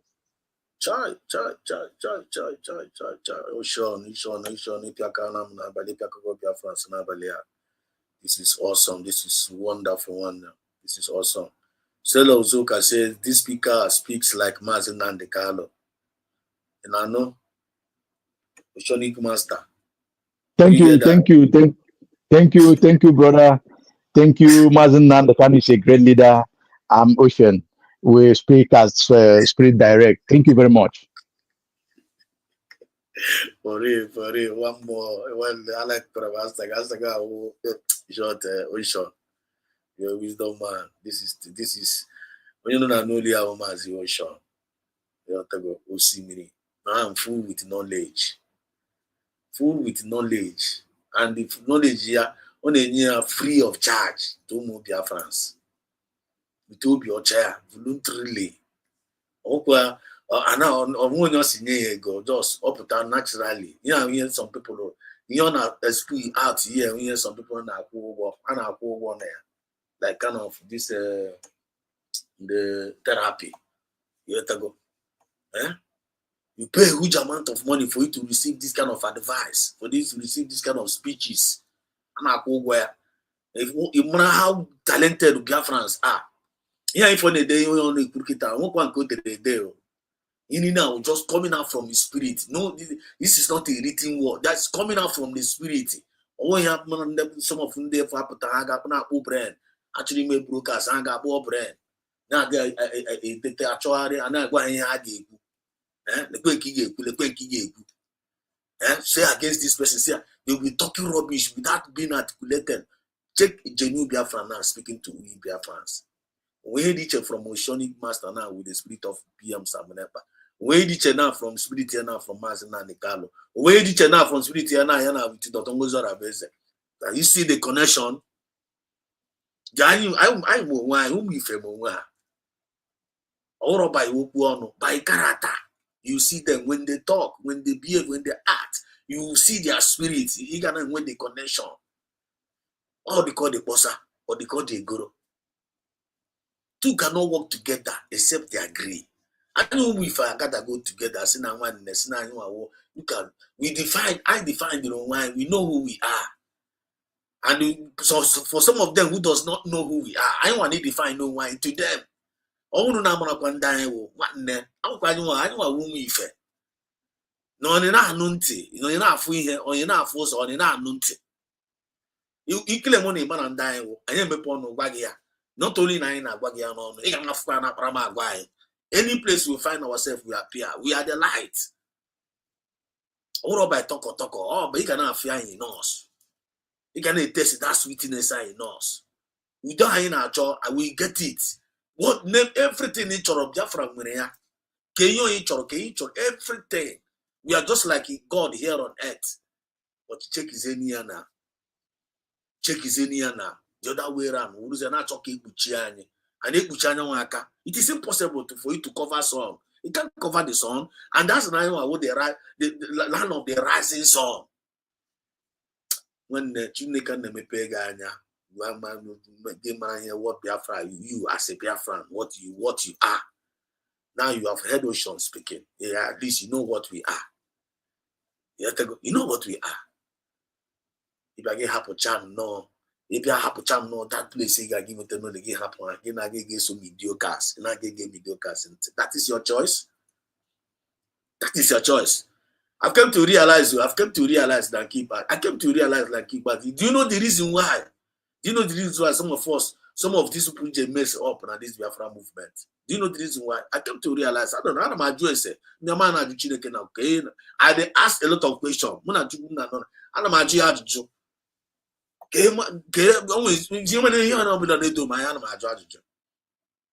The reason why.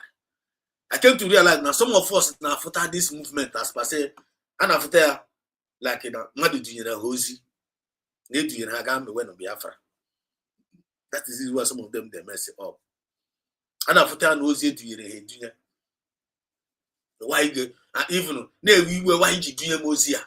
Why you soon got to Biafra? Why you got Singaga Naga? And after Hosi do one no one do goes you. Ocean Master, I don't know whether you are still here. I'm about me or my point. I'm Coach, are you there? Yes, Mazi. Yes, I'm here. One and name. Yes, I'm hearing you. I listen to what I'm saying, right? Yes, I understand what you are saying because in this process now, all the know form of na Jesus Christ, I be na Chukwu, God in heaven. Onye ga-aga eje zọpụta ụmụ ya n'elu ụwa onye ga-eje zọpụta ụmụ ya then Jesus Christ wepụta onwe na ọ ga-aga ịma na mgbe Jesus Christ mgbe ọ pụtajiri wee fụzie n'ihe Chukwu ndị nna ya si abịa lụọ na ọ dịzi too much o wee chigaghachi nna ya nwa na ya bịa wepụ ihe ebu na o kekwuru ya n'isi but ya nchịkwa na ọ ga-aga ka uche ya mee because everybody need a like just like Mazi Nnamdi Kanu. Mgbe Mazi Nnamdi Kanu pụtara before this kidnap ndị Kenyan kidnap eji kidnap Mazi Nnamdi Kanu na Kenya icheke before that kidnap take place that is when Mbo declare 150 psalm no ke 150 psalm and every day will the prayer answer him check is after that prayer now that can kidnap Mazi Nnamdi Kanu. That the same thing do melu Jesus Christ the way came after call ga n'Enugu je kpeche ekpere odo ho mgbe olitu ka Judas mbebe ale that the same Judas no na DOS bunlelu Mazi Nnamdi Kanu and that the same Judas That the same Judas no n'ime brigi bulelu Maazị Simon Ekpa. But nke ikpeazụ na ha niile kwesịrị ha niile amagwolu weda ka ha lelie o ma ha elelie o ihe ha ya niile ha chọrọ prevent ka ọ hapụ ime o megwolu. See? That the same message our DPM send to Finland. Whether ka any big condition ọ bụla ọ sara ha wete ha nye Maazị Simon Ekpa. Whether ka ọfụtalụ ma ọfụtalụ USB, United States of Biafra has been declared, and no born of a woman can stop it. No born of a woman can stop it. Because mgbe Prophet Egila na-agwa Nigeria government not full a big, not full puppy, not full small puppy, but many white animals surround this small puppy. But at the time, all these white small puppy, all these, they are the same puppy they develop, and that development Ben Hane Pushy, Maazị Nnamdi Kanu, and Maazị Simon Ekpa. That the same development Ben the Nigeria government and Finland government they push this our two of our leaders. Because the time of negotiation, even Finland no one came. The time of negotiation, Agashino can negotiate with our PM. That negotiation will never take place. That is the lesson Finland supposed to take with this message our DPM sent it to them. That is the same message Nigeria government should take with this the same message our DPM sent passed it to them. Because every one of them, I'm know this message. Because they know. Because they know. Yes, because they know that is our DPM. That is the leader in the Biafra movement now. That ideology, that the same ideology Prophet Egila, Nigeria government that time. That no born of a woman can hold ideology. Some of us are being achieve PM around. Some of these some of them I think they know, just that they are pretending. That declaration alone have break the camel's back. That declaration alone. 100%. Because Obuna Hanwelu the intel. Now DPM they declare United States of Biafra on 29th of November. They will not even allow that convention to hold at all.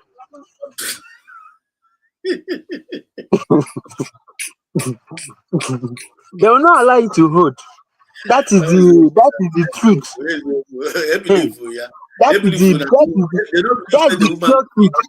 the woman will feel pull out the thing. They don't believe her. They think about get around now. They think about get around. They go na stage they now so open a podium. Boom. What shall we tell Michael Jones? Because their aim and objective. Their aim and objective is that on second our PM uncle, not that day, can the whole event of that declaration will take place. But the spirit of the land is not sleeping. Yes, right. How Kweshima, Potashwede Quenanchi Nania na haka drum. Finland, Nkinania na haka drum. The here word. Don't make sure Chile say how will Kenya and a haka drum. I'm going to DPM like wow. DPM like was a king baza. Well, let's not be a cockatoo.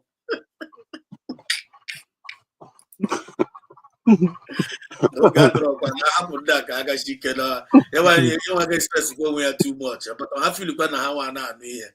You have to go. Now I want to promise her they can never win this. Now like I got a program. Yes, go see Ozi Oba Abago. Ozi Abago. Tina Kadrom. coaches, catch contact Lord, this don't pay per na imechigo di akwụkwọ. Ịghọtago? Ọ wee ọgọzi kachiri ikwu coaches ka ikwuchana. Okay, okwuchago. Ije abatago ije anọzi m na achọ m ịchịkọtazi program a meseji agago. Yeah, right. Ogago. I I'm this a little busy. Mazi, ihe Kochukwu Oji point, Oji a very, very valid and reputable point. Imana oge nkere when iti oge nkere. Imana the thing about ya on way gare. Oge nkere tried though. That guy tried as much as he can to push to stop this thing. To the extent of he sees ego mu Biafra guy to kwara. I swear. Ego the horse. Right. We were latch back. Ha plan on the thing enough. Right. He tried as much as he could. Like, hey, I'll try to stop it. He tried to stop it with Iomere. Oji hanyoma we like Iomere Arabarea. Then Chiamaka Jeres because he helps ya we cause the chaos. On that day. Even to the sense, okay, get back on the podium when he was called to come and speak. Yeah, but I come out preach. Yeah, but I say go as I get you. Go chazi get you when you're criminal. Go as I get here third man get you. Can you first man or second third man get I'm not going. Can you check I'm going Can you check I'm going the third man? Can you check are you kidding me? Who the heck is third man? What the heck is third man doing in Biafra struggle?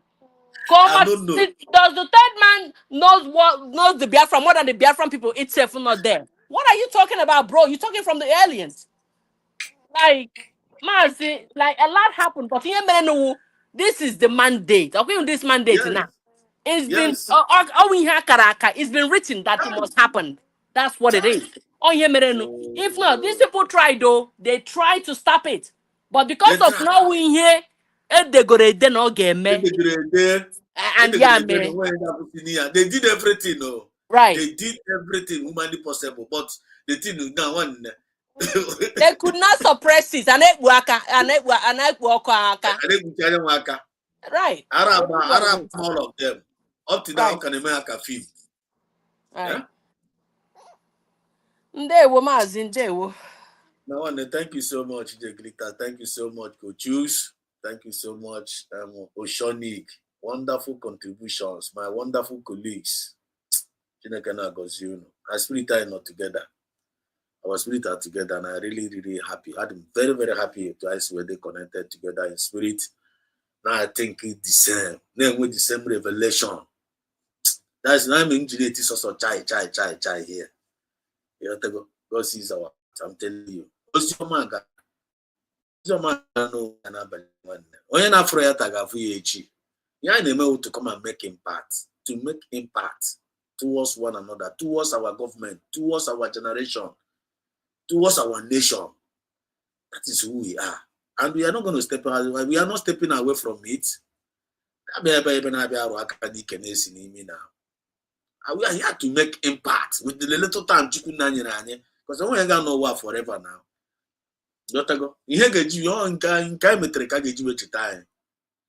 So whatever thing we are doing today, we all are sowing a seed. You need to find a more pro kind of Mandan is here from Unquapurusu Kanako. Chena na Kumpurusu. Chena Gana Korohaka. One Hakoro Dumpurusu Saga one now. I guess so how when I Kumpurusu. Hakuchada Tumpurusu Hanako. Hana Haninega Ochakwa one by one. Hagane Susunako, Nara Chanzus. When you Kurumpurusu Garacha, Purusis in Susu. EJ Gritas always go for us. Absolutely. Onye kụrụ mkpụrụ osisi ka ọ ga-aracha mkpụrụ osisi ka ọ ga-aracha nwaanyị ọ kụrụ na ndị akụrụ mkpụrụ osisi destruction nke ka na ga-aracha ọkwa mkpụrụ osisi destruction ka ha ga-aracha. They are very, very stupid. Ama maybe their common sense ọkwa ịnwa ka DPM na-akọwara ha ihe anyị fụ mụ na gị na-ekwu na. But I'm going to end it up here. This is 3 hours already plus. So I'm going to end it up here.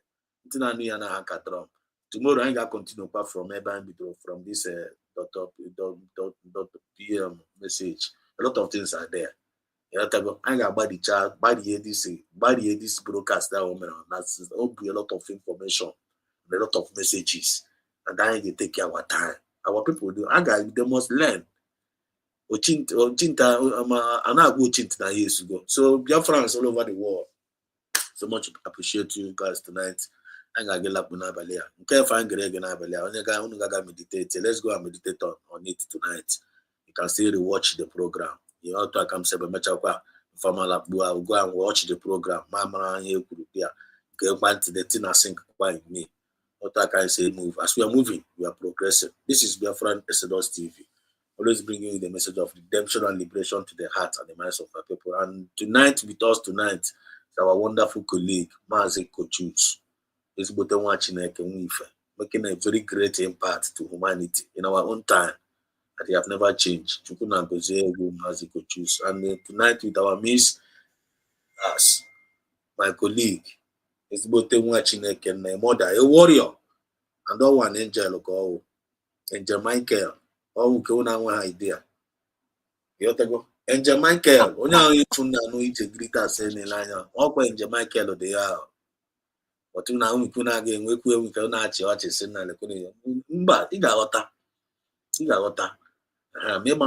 But they are doing their job. You put get on mission. No. So if you feel like they are stupid, oh come on, when you stupid. You feel like we don't know what we are doing, not going in there, man. But with the time, how much also I go my time shall tell. I thought I soon go back home with no fair for now. I come mad. General I want I come down on the only attire. Almost I'm a good or go on. So baby go, but I guess he baby and could. I want your side at all. You just want to live and exist like a woman. And I just know this is too much to ask. Oh no, I got to see that as a job. I will gonna from here. It is good morning. God bless us all. I get wait you. They want to go Kabiama. Move.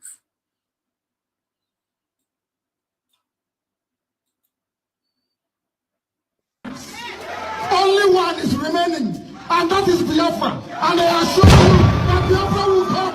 That Biafra will come. That Biafra will come. Biafra will come.